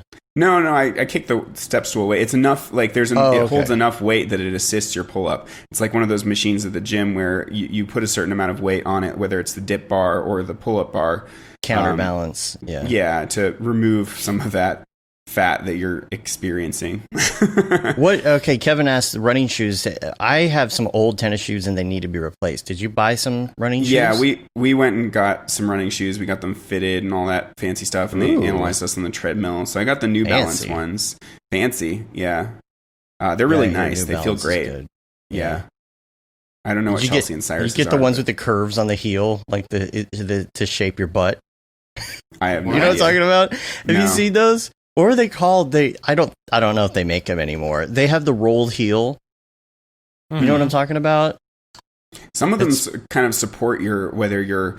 So Cyrus has a bit of that pronation where he's kind of like his ankles are rolling inwards a bit. So he's got shoes that support that a bit more and prevent that from happening with thicker foam on the outside so that his ankle rolls less, because that can damage you. Yeah. Last night when I was running, it was really a lot of fun because it's the day after the 4th of July when everybody's blowing off the leftover fireworks. By the way, I feel like there were way more Dude, fireworks. On the drive home from EJ's, it was like our own personal fireworks show on the highway. They were all going off over the highway. Everyone had their own personal fireworks. It was amazing, actually. It was so cool. We were down in Houston, and we bought $90 worth of fireworks, shot all of them off, and we were done by like 9 or 10, and the fireworks didn't stop until 1 a.m. Oh yeah, all night they were going. Yeah. And people Have in you their seen like neighborhoods those time everywhere. lapses? Everybody's been posting time lapses from like LA and everywhere. That was cool. And it's funny because the ones in LA are completely illegal, and yet everyone's firing them off because they cause fires there. Same here. Brush fires. My sister-in-law was flying to. We were all in Disney World for New Year's Eve, and they were flying in on New Year's Eve. and they said being above and seeing all the fireworks going off, for the countdown and New Year's Eve was so cool. Mm-hmm. I've been on a plane on the 4th before and seen all the fireworks, but it was kind of like that. We found a place up on the dam that you can see the skyline like 360, and the moon was out in full, which was awesome. Oh yeah, it was cool. It looked so cool. Mm-hmm. But you could see all around the horizon everywhere, and then there were people on the dam who were setting them off, like huge ones, like right above us. It was awesome. But it's one of those things where I feel like this year the last thing on anybody's mind is like reporting fireworks or police. They're like, whatever. Yeah. They got other things to deal with at the moment. Totally. Yeah. So even if it's illegal. So last night, though, running around, that's what was great, is everybody in the neighborhood was firing off their leftovers. Mm-hmm. I was running for like an hour, and every couple minutes I would get like this show above me. Mm-hmm. I'm just running in the dark because I have to wait till dark because it's Texas. So I have to wait until dark to where it's only 90 degrees at dark. Yeah.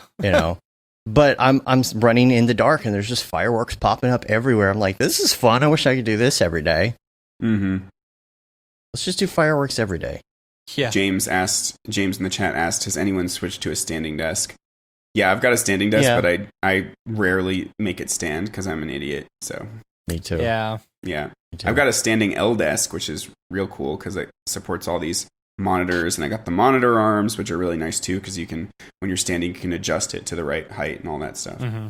Yeah, you know what I use it for mostly is to just raise the desk so I could work underneath with the cables and all of that. I do that too. Yeah, when cable management, it's so convenient.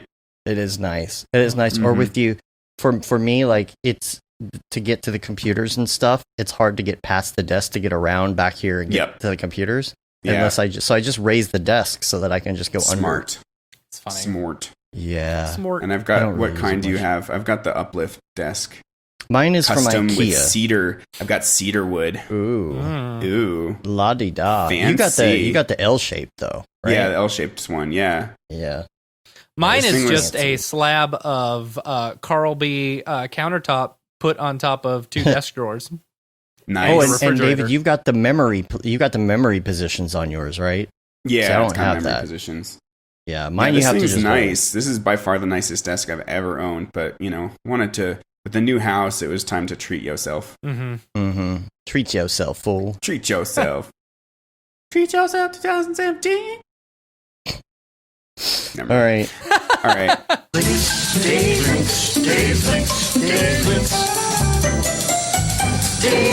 Links. Got a lot of links here. First of all, Dave's links. I did want to mention this because I've been talking to them about this coat of arms. It's coatofarmspost.com. If you go there, they've got a new video out called Rough Cut, and they're putting project files and stuff like that. They've got behind the scenes and things. Coat of arms, what? If I could, it's coatofarmspost.com/BTS. So make sure you check that out. They put all of their behind the scenes stuff on there as well as the project files. I'll try and bring it up here so you can see it on the stream as well. But they did like a whole case study thing. They show how they did it. Yeah. So I'll mute this so that it doesn't interfere with the stream. But they did this little short on here. Really? The rough cut is where the magic happens. Love myself That's some called shiny rough balls. cut. Nice. Looks good. Check out them shiny balls. I love shiny balls. Yeah. So check that out. It's got a whole bunch of different styles and themes. And yeah, a whole bunch of different styles and themes through the whole thing. So check that out. And then what else? I only had one other thing. I had a bunch of links. Yes. Well, I do have those. The only other one that I have here is so I was talking about the virtual production stuff earlier in the show. Somebody posted a really great test of their virtual production. I follow Matt Workman. Matt Workman. I know a Matt Rittman. Matt Workman's Facebook page with all the virtual stuff. Yeah. Yeah. He also did the cinematography database, which I haven't checked that out yet, but I should. Yeah. So this one he's been around. is somebody's test, and I was like, "Is this like this looks really good?" Ooh, damn! Do you see that gym behind him? That little that basketball roughness gym? map on the gym? I know. God damn! And I'm Wait, trying so to that's figure out. fake? And, It's unreal. Yeah, dude. Wait, yeah, okay. this is Unreal. This is virtual production. Oh, but he's on a green screen, like a big psych wall Yeah, or like whatever, a psych. right? Yeah, and Okay. he's Yeah. got his Look, phone he doesn't set have out. much contact shadows. You can kind of tell. Yeah. He's got a Yeah, little bit. Yeah, he's got A a little. little. Bit. It's pretty good. but pretty he's like damn good. using his phone Ooh, yeah. to like change the scene, That's sick. which is pretty fun. It's cool. Yeah, it's really good. And then later on in the video, if I could find it, it's funny because he's like taking the basketball in the gym and he's throwing it against the wall, so you can see where the green screen is. Oh, that's interesting. At some point, it's just a very real. Yeah, there it goes. It's a very realistic look, and I don't know about reflections. You know, like if you walked on that roughness map, I don't know if you'd see anything. But I'm trying to figure out, like, is this kind of like an HDR mixed with stuff? You know, is this an HDR or is this all I don't know. 3D elements in there? You can see the They're not really reflections moving the moving. camera around very much. Like it's Yeah. just a Just a nodal nodal. pan. It's a nodal pan right now, so that's a little bit easier. But Though the there is some reflections are parallax. changing. I'm seeing parallax. Oh, they're moving it. Yeah. I see the parallax. But I just don't know if the stuff in the background is all actually, if it's 3D. welded into, if it's the actual Right. 3D. It could just be like that the floor is 3D and then they've got kind of a back plate back there. That's what I'm thinking. Good job, nonetheless. Yeah, it's super really good. interesting. Cool. I wish I had like a empty warehouse to experiment with things like this. Mhm. But Once we get that's our all I RV, have We'll experiment in our RV. The most. in the RV. In the That's RV. even smaller. Yeah. All I got a right. bunch of So links. I gotta go to the I got bathroom all- real quick. I'll be right I back. do too, but I'm gonna hold it. All right. okay, All right, I'll be I back. got all your links here. We'll start with. I have this one. actually one final link, which is just a plug of my own because I don't think we ever talked about Oh, that okay. excision project I did. Oh, The steampunk one. Yes, Yeah, Yeah. there you go. this one here. We don't have to do that. We can do that later. Oh, we can Whatever, talk you're about already it there. while it's All up. right, cool. Yeah, I'm here. I don't know. This one was it was super fun. I don't know. I don't have that much to say about it. I mean, I tried to make it one seamless camera move, and it was just an exercise in kit bashing the hell out of everything and finding all the best Turbo Squid assets as well as the Kit Bash 3D steampunk stuff. And like this first scene here was just so difficult to fit everything in with the VRAM. I ended up having to like delete a bunch of the steampunk buildings and make sure all my instances were right. And I just wish that Octane had that instances thing set up because that would have saved my ass. And out of Right. core is always like kind of spotty with me. Like on this recent project I did for School of Motion, it worked amazingly and I was like 4 gigs out of core and nothing crashed. But then I like went back and with the most recent update, I tried to re-render some things from that project and it just crashed. It's like the exact same everything. And like, so out of core just sometimes works and it just sometimes doesn't. And it's hard to figure out why. That's so weird. But yeah, this was I haven't had very good luck with that either. yeah. Just don't know. Yeah, man, you are so big into like doing everything straight out of the camera. Now I know there's like reflections and stuff on the side in this particular scene Mhm. and those little side windows, but like some of it, it's like, All of it's straight out of the camera, man. None of this is composited. and that's Yeah. what I'm saying. Like I would not be doing that. I totally Oh, yeah. would be like the one, like all this foreground stuff. Yeah. I would be just like, Yeah, so the reason I did that is Faking because it. I wanted the foreground to interact with the lighting Mhm. properly, and I didn't want to have to fake that. So yeah, I just Yeah. kept all that foreground geometry attached to the camera. This is your work, right? This is mine. This scene was fun because I like animated how it speeds up and slows down to the beat, and how the wheel kind of reacts to the beat. Yeah, this cliff here was tricky because I started with a torus and then I added like displacers and then displacement on top of that. And it tore apart on the caps. I couldn't get the caps working right until I used Octane's new vertex displacement. So the caps alone had vertex displacement, which saved my ass on that one. And then this is my typical, like, as during the build, make it spin faster and faster. Who is this for? And Yeah. then this is for Excision. Wow. This is actually their most chill song, even though it's like, at this point, like on the drop. This VDB is from Production Crate, which is a company in San Diego that does a lot of stock assets, and they sent me these one of my buddies. So this is like a big tornado VDB in the background. And here there's actually little robots on the end of those Gatling guns that are like reacting with IK to the gun shake, but it's hard to see because they're so small. And Jules said, it doesn't tell us when it fails to lock the memory either. That's why it can randomly fail and not give us warning. Working with Microsoft on this, by the way. So that's awesome.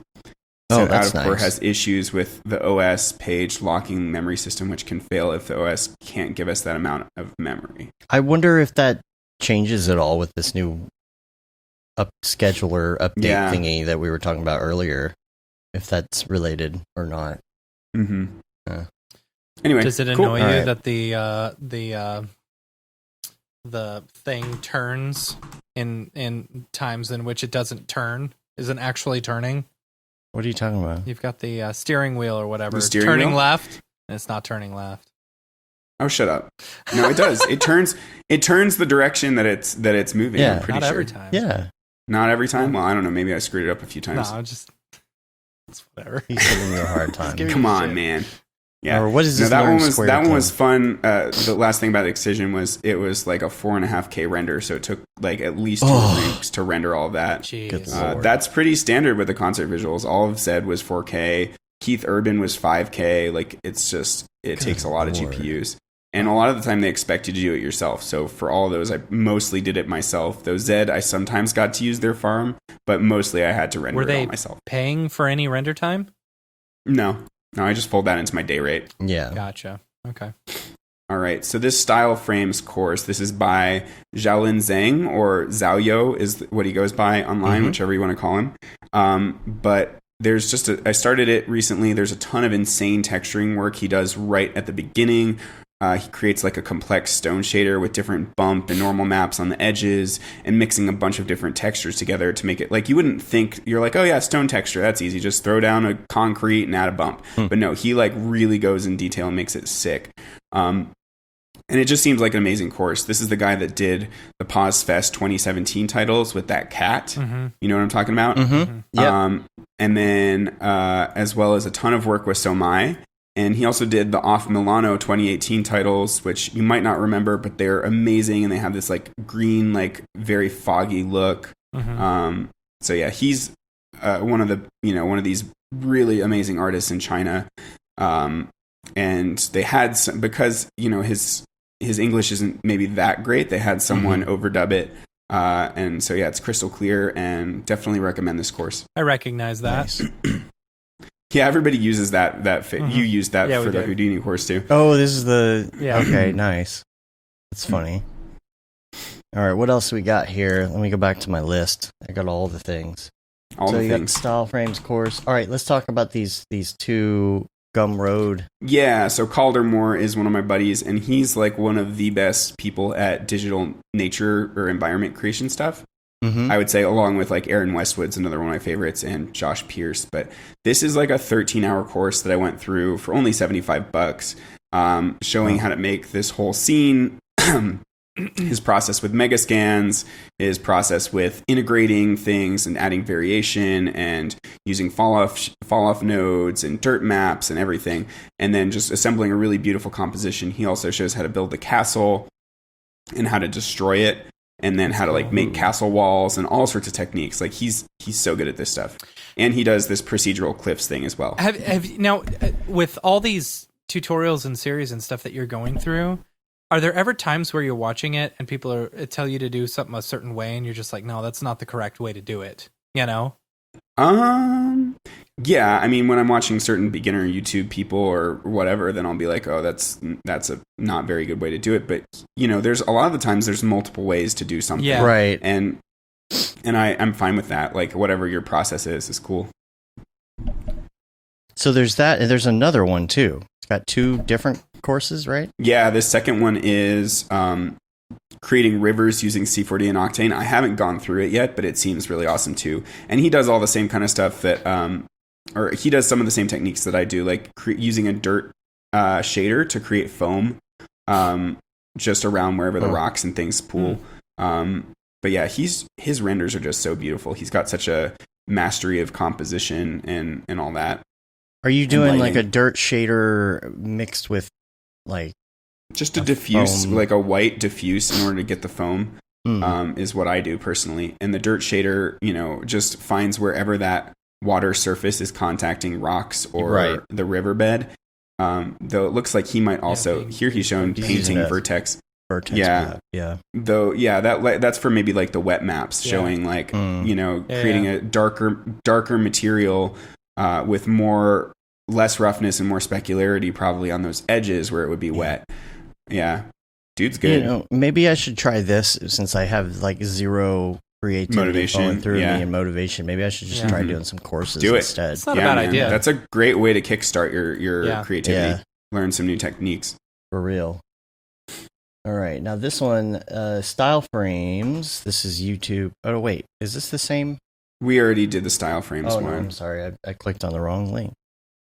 Modeling the YouTube one, retro. Yeah, this is interesting. So I haven't taken this yet, but this is all a free course called Modeling Sci-Fi Retro Electronics with Substance Designer. So at first I was like, those textures don't look that great. Like, where's the roughness map? Where's the surface imperfections? And then I realized that it's all displacement textures. Yeah. So it's a cube, and he's created these sci-fi retro electronics all in Substance Designer, done the modeling all in Substance Designer. It's like, whoa, dude, that's cool. So yeah, that's something I really want to get into as soon as I'm done making my course, which won't be until December of this year, probably, unfortunately.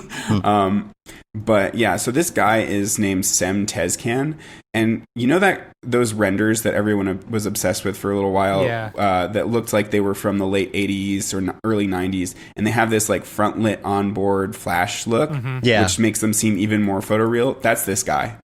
Is he the one he did it was like a computer like an old Commodore. It was like a Commodore sitting on a desk. Look at the next link. It's his art station, and that'll show you the actual renders. Oh, okay, cool. Yeah, let me take a look here. Art station. Yeah, this is exactly the one that I was thinking of. Yep. Wow. Commodore with all the discs. I thought it would be fun to do this with my old computer. Yeah, this is in my tutorial as well that I'm releasing, the free tutorials, because I'm like, don't front light things. But then I like contradict myself. I'm like, I can think of one time that I've seen it look really good, and it's not that this is good lighting. It's meant to look like an onboard flash, like an old photograph. But it makes it feel a lot more photoreal. It's a really interesting look. That or like you have a weird ring light on the camera or something. Right. Yeah, exactly. Ring lights are more okay, I feel. All right. What else we got here? We got this last one. Australia thingy. Memories of Australia. So you are going to maybe shit yourself, but this is unreal. This is unreal. Yes. So this guy his name is Andrew Hamilton, and he worked on like the Battlefront games, and I think his job is to go around and scan everything. He just does 3D scans for a living. Oh my God. So this is his personal collection that he's developed over the years, I guess mostly from Australia. So he's basically his own mega scans at this point, and it's freaking ridiculous. Man. Yeah. This kind of thing just makes me so How did he scan mad. that kangaroo? Yeah. I don't think the kangaroo is scanned unless he went to like some taxidermy store and then, or place and, rigged it or something. Yeah. Oh my gosh. Yeah. I can't just the tree shadows. I love how the light comes in here. I don't know if that's an effect or whether that's just literally the light getting blocked by the trees. Yeah. Man. The one thing you don't get a lot of is motion blur. I feel like Unreal has motion blur. It does, but it has kind of it's not quite as good. Yeah, it's that fake motion blur. But look at these cliff walls. Like, everything about them is unique. Like, you can't see any repetitions whatsoever. Yeah. And just wait until and this murky Unreal water 5. here. I know, right? The murky water looks so good. There's and those little shafts of God rays coming down. Is there something about Unreal to y'all that just like it's just not quite there? Like this. Don't get me wrong. This looks fantastic. To me looks as good as any Octane project I've ever seen. You think so? Yes. 100%. I can't, like, my eye cannot tell the difference. This looks better to me. And a lot of that's just like, it's the lighting, it's all the textures and the detail, and like building out a really nice environment. Like, obviously the rendering technology is not quite as good as Octane, but like, to my eye, I can't tell that much. At least in this project. In lots of projects, it's like, okay, that looks like some video game trash right there. You know, but this one, because it's all 3D scans, you that's can get a cool away with shot. it. That's such a tent. cool shot. Yeah, the one light in the tent that's lighting up everything. And then like how the stars like fall off to that haze on the horizon, that's pretty hard to do too. That's something I struggle with a lot of the time in Octane, is like creating like a nice haze, you know, in the deep background, to not just have like that hard line for the horizon line where, you know, it doesn't look like there's any environment fog there. So yeah. Got even more links from you. Oh, I hit the wrong button. You do? Here you go. Oh yeah. What's this? Oh yeah, I forgot about this one. I got a whole bunch. Oh god. Oh shit. I forgot that I bombarded you with a bunch more links. So yeah, this is the Evangelion or whatever it's called, which is like that anime series that everyone loves, and Somai made it into a full product, you know, movie for, I think it's for one of the Oppo phones, but here I think this is his short. He like turned it into a short. Interesting. Just that excludes the phone itself. It's just super sick. Like the way like the robot, he's got the movement of it so nice, where it feels like this massive like Pacific Rim type deal, you know? Yeah. And he's got that like kind of anime, like these titles that come up that have grain and scratches and stuff, and yeah, super fun. Then you have the Amazon original opener. Oh yeah. So this is Simon Holmedal. Oh really? It's freaking beautiful. So that's the final. That's the final, and it goes by fast. But watch the process video. Watch how many examples, or how many different takes they did to try and please Amazon to get to that final. This is what's crazy, is all these explorations. So wow. So they just, it's all Houdini. Yeah, of course, with Simon. Of course, Simon. But yeah, that glass and the colors refracting in there is just freaking beautiful. Jeez. Man, is this Octane? You know? I don't know. I have no idea. Just curious with the glass. And then like it gets into this other particle look, which is equally crazy. I can see why they went with the glass. Like that's my favorite look as well. Like here's the particles. Him and those particles, man. They're so damn he good. Has so many explorations that he does. Yeah, like the glittery particles. That's my favorite. Oh, wow. Yeah. I recently did a project with particles, and to get that glittery look, you can for sure have them be metallic and whatnot. Right. But another way is to just create a lot of variation where some of them are white, like only a few of them are white, and then the rest are like kind of a darker color, and that makes it kind of simulate that glittery look. Because that's gonna give you crazy render times if you're trying to. The metal. I don't know about that. Metal. I mean, the project I was doing, they just didn't want to go with the metal look, but you know, for whatever reason. I thought maybe you would start getting a lot of noise and stuff. If maybe you were trying to do. There's a lot more, you know, reflections going on for sure with the metal. It's beautiful. Yeah, it's crazy. What else we got here? Yeah. Impulse says, I bet Amazon didn't pick the ones with the particles because of video compression. I could see that. They just watched it on Dropbox and were like, nah. I don't like this. It looks too blocky. This is cut off. There's something cut off here. It doesn't work right. Yeah. Are you watching it on Dropbox? Did you download it? Did you download it? That's with those bigger clients. Maybe it's smart to just not even do Dropbox. Just send them frame IO links or something. Yeah. Oh, you know the trick, right? You add the 1. Yeah. So you send the Dropbox link and you change the 0 at the end to the 1, and it'll automatically download it. Yeah, that's smart. Yeah. This one. Tell us about this one here. Oh yeah, so this is Lewis Orton. He's another Houdini artist, and this is the prettiest flower opening I have ever seen. Yeah, you couldn't tell me that's not real.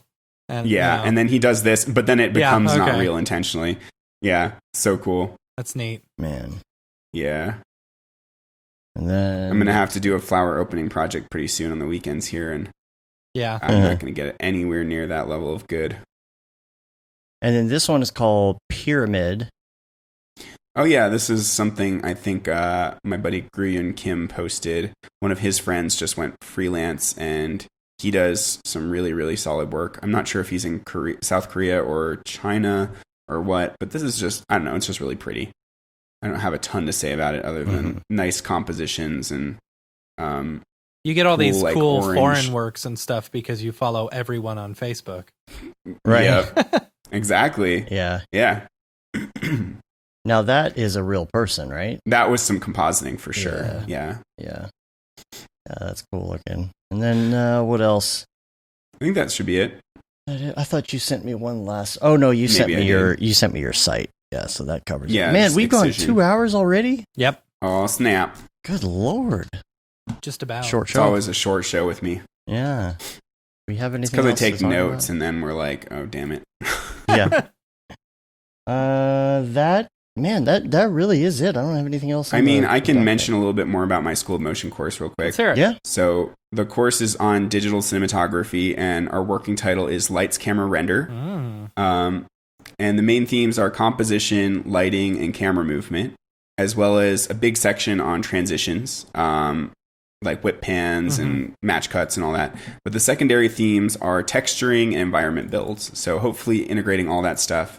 I thought it was going to be like a 40-hour course, but I think they're trying to figure out what the optimal, number of hours is for students to not get left behind. So it's probably going to be around 33 to 35 hours around that. That's awesome. Mark.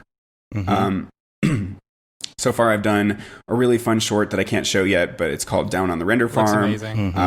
Thanks. Amazing. And I mean, Wes did the sound. You haven't seen it. Wes did the sound either. design for it, and the composition, and he totally brought it to life. Like that's the first time I've actually had someone do proper like composition and sound design on one of my projects. So that was really fun. Sonos Sanctus. Sonos Sanctus. Yeah. Yeah. But yeah, the concept is basically it's a bunch of like EJ and I were tossing back and forth titles for this is just for the weekly recap, which is just the video that comes before students get like critiqued for the week. Like they submit their homework, and so it's just a fun little video, and it's only really supposed to be 15 seconds, but I went ape shit with it and made it close to a minute.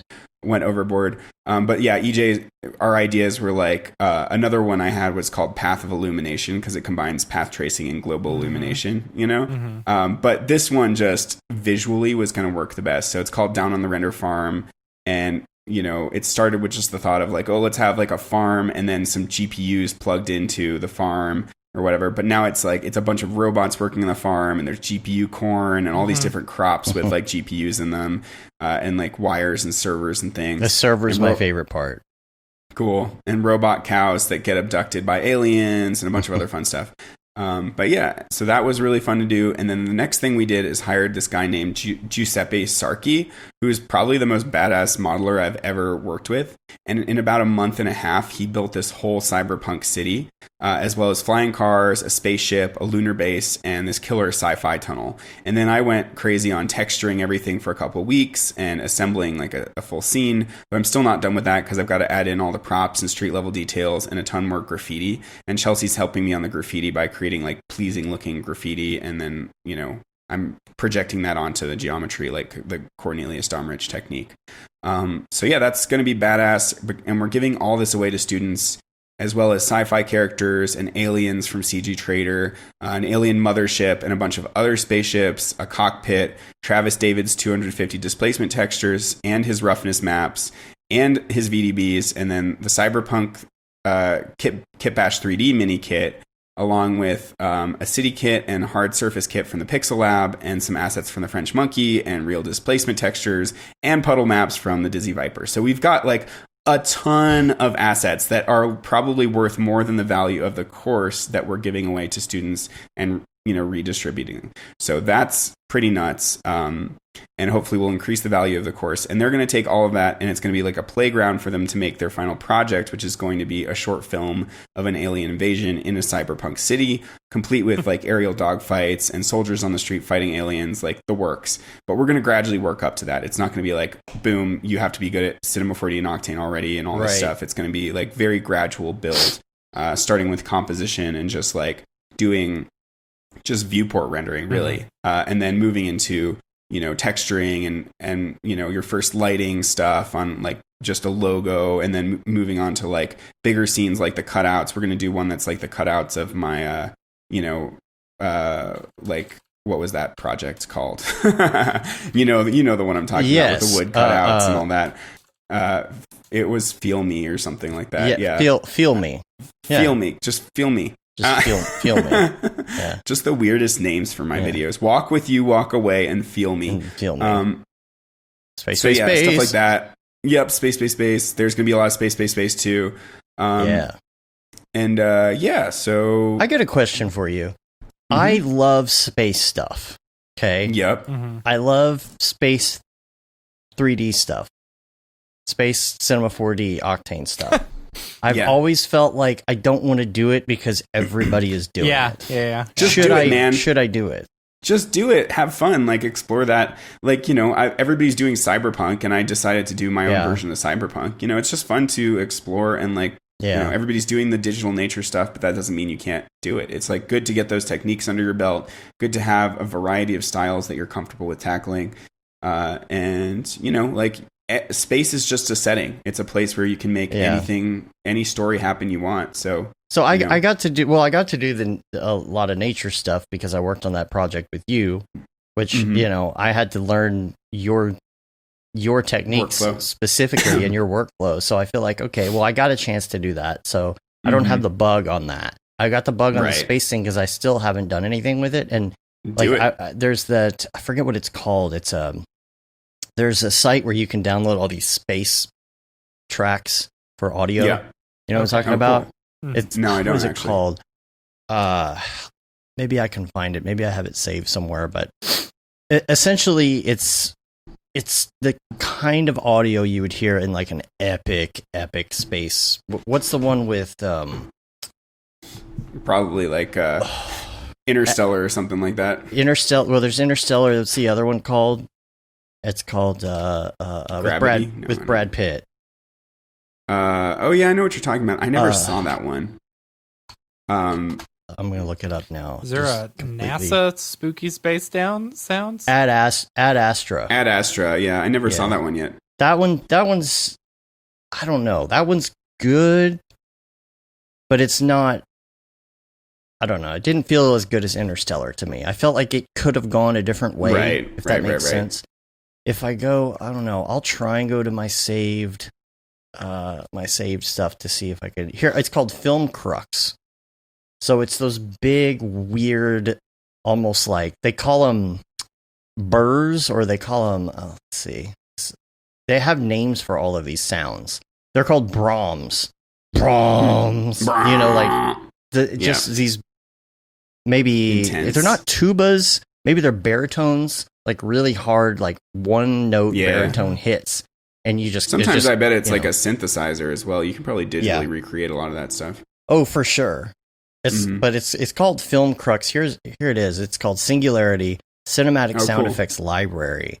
400 sound effects, hits, risers, whooshes, brongs. It's one of those things where that's the perfect thing for your space short. Yeah, you see a shot of like a big. Or a planet or something, right? And then they cut to a massive space station above it, right? And you hear, yeah.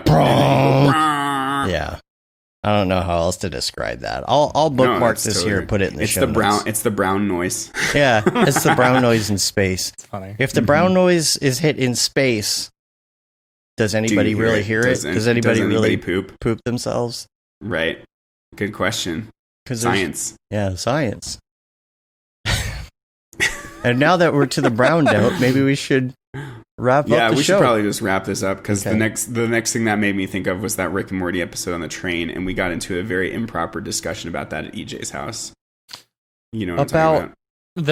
The train episode? I thought the train episode was great. Yeah, I'll tell you guys after. Not as good as the Vat of Acid episode. Oh, the Vat of Acid episode is so good. I have not seen that yet. I'm still behind, but yeah. It's one of those episodes where they go off on a tangent to a whole nother story for like half the episode and come back. Yeah. Kind of like when he was playing the Roy game. Right. Yep. Yeah. He's taking Roy. He's taking him off the grid. He has no social security number. I like that Rick was talking to everybody around him while he was playing Roy. Right. Nobody really ever mentions that. That's funny. Yeah, he's just so like not affected by the game and always knows what real reality is, that he's just like, what? Yeah. Where's my wife? Where's my wife? You survived cancer and then went back to work at the carpet store. Lame. nice. He gets back in the ship after they run over all those, what are they called? What's the name of the aliens? Just love killing. I don't know. Those bugs. And he was like, come on, carpet boy. I don't remember that part. That's funny. That's funny. So, yeah, nothing left here. Just make sure you subscribe to our newsletter. It went out this morning. Yeah. We had a really good newsletter. Yeah, we got a lot of, Nice. we got a few subscribers on We our did YouTube. a lot of stuff in 1 month. Yeah. A lot of people have asked about when we're going to do another Hues of Mograph. We're working on getting people scheduled right now, but we're also scheduling around some of the other live events and things that are happening, as well as me trying to buy a house. Yep. So we are looking at August for that. We're trying to lock in dates with the speakers that we've been talking to. Matthias is going to work out the deets for us, so we'll let you know when we find out about that and we get a date. And keep checking online. And I put a lot of stuff out there, resources and everything based on the shows. And so hopefully that's useful for people. I don't know. You can rate us on iTunes, leave a review. Helps get our ratings up. Also subscribe on your podcatcher of choice.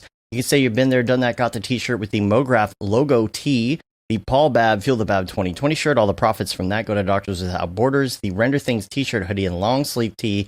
And then lastly, the one that Ariew is wearing, ironically, right now.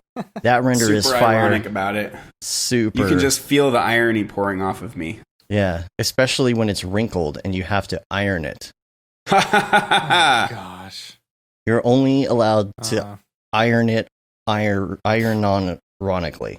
And after November, we're going to have to change the Paul Babb shirts. Ironically. If he doesn't win. What do we do?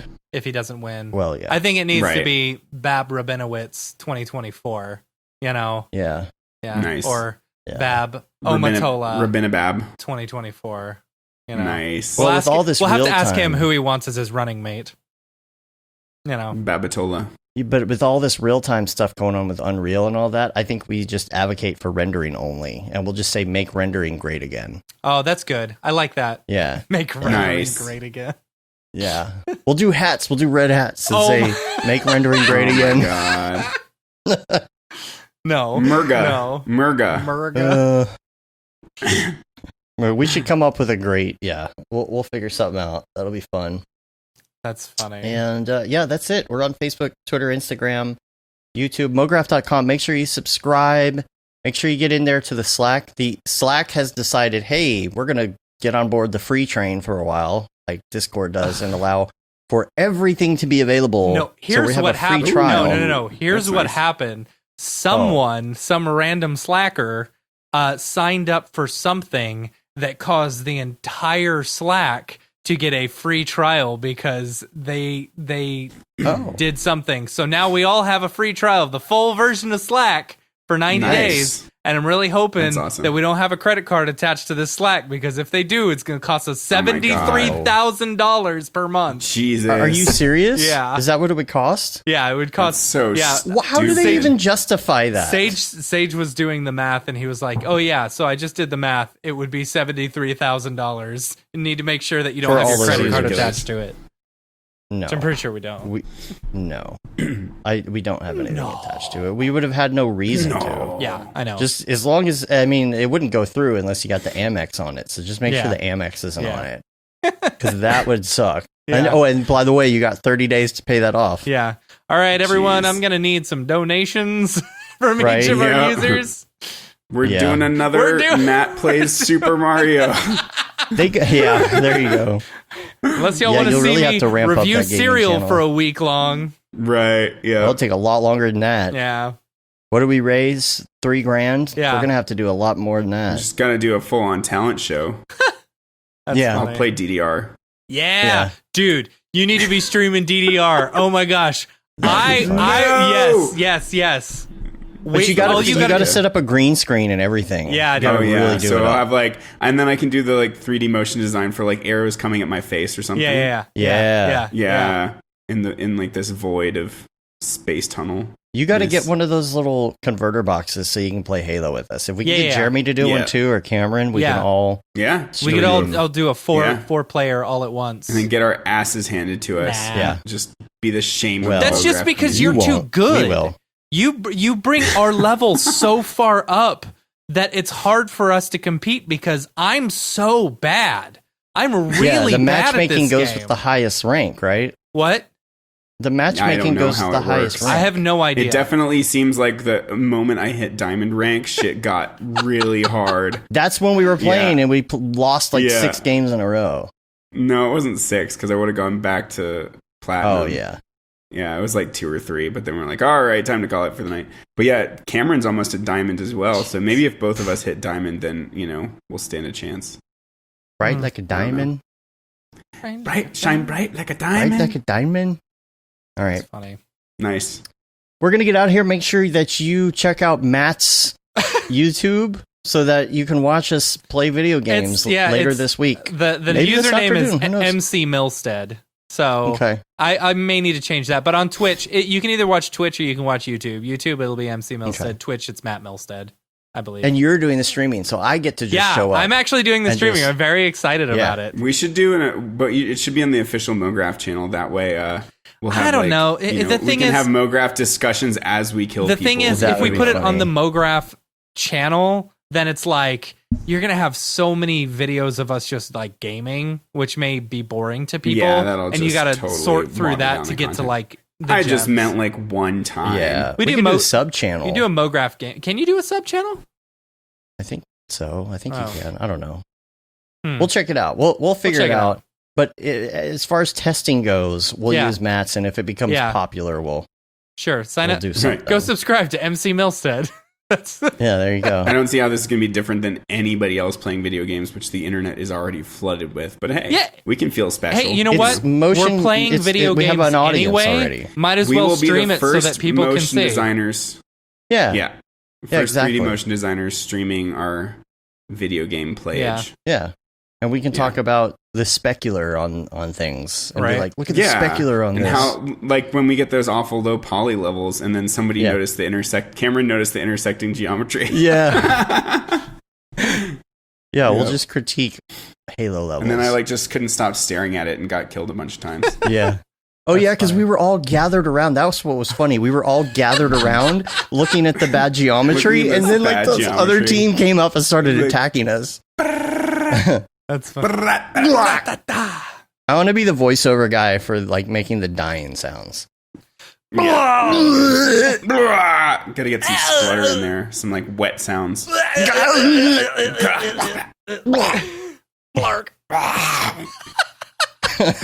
the part of the show where we just make sound effects for the next half hour. Yep. Those are free sound effects. You can clip those from the show and use them in any of your pieces. We give you we recorded them with our wonderful microphones. Creative Commons open, high quality, with for reuse with modification. Yes. Nice. Make that your ringtone. Imagine getting on an elevator. You get on the elevator and it's just like your phone starts going off and everyone's looking at you. All right. Oh, sorry. My wife's calling. Yeah. Hey, honey. Oh, I love you too. Hey. Oh, hey. All right. Well, we're going to get out of here. Yeah. Text message. I said all the things already. I don't think there's anything else left. I don't know. We're to the bad sound effects portion of the show, so it's over. Yeah, it's over. It's the best part of the show is when we're trying to end it.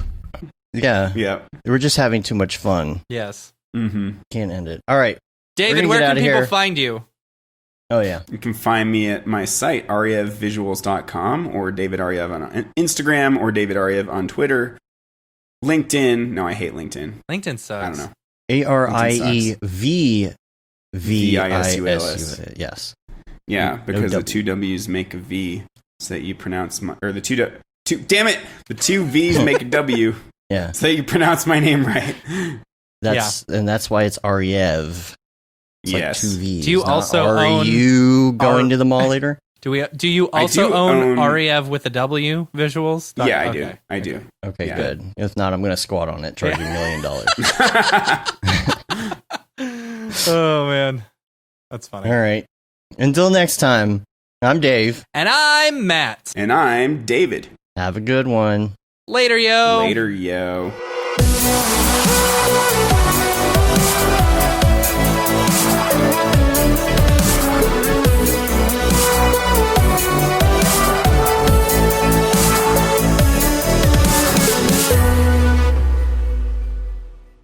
It's pretty good, I guess. Mograph.com, an online resource for motion graphic artists. Start your week with the Mograph podcast. Industry news, interviews with your favorite artists, and terrible humor. Watch live shows and interviews from Mograph events like NAB, SIGGRAPH, Half-Res, and local meetups. Our Mograph Talks feature live demos and motivation from artists all around the world. Sometimes you gotta make stuff that you're not gonna put on your reel, and I'm not here to judge.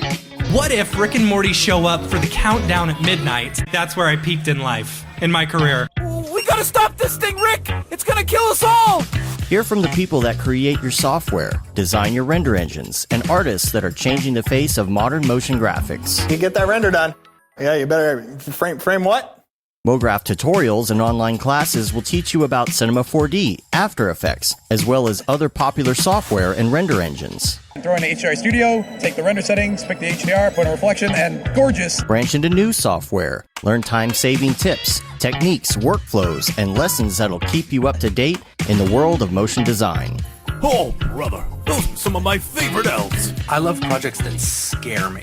When our art director comes to us and asks for something that I had never done before, man, it gets me pumped. Join the conversation in our live sessions, check out our plugins, or join the hundreds of daily active users in our Slack channel for technical help, advice, contests, or just to joke around. Real nice banana. Ah, that's so funny. All right. I'm gonna live forever.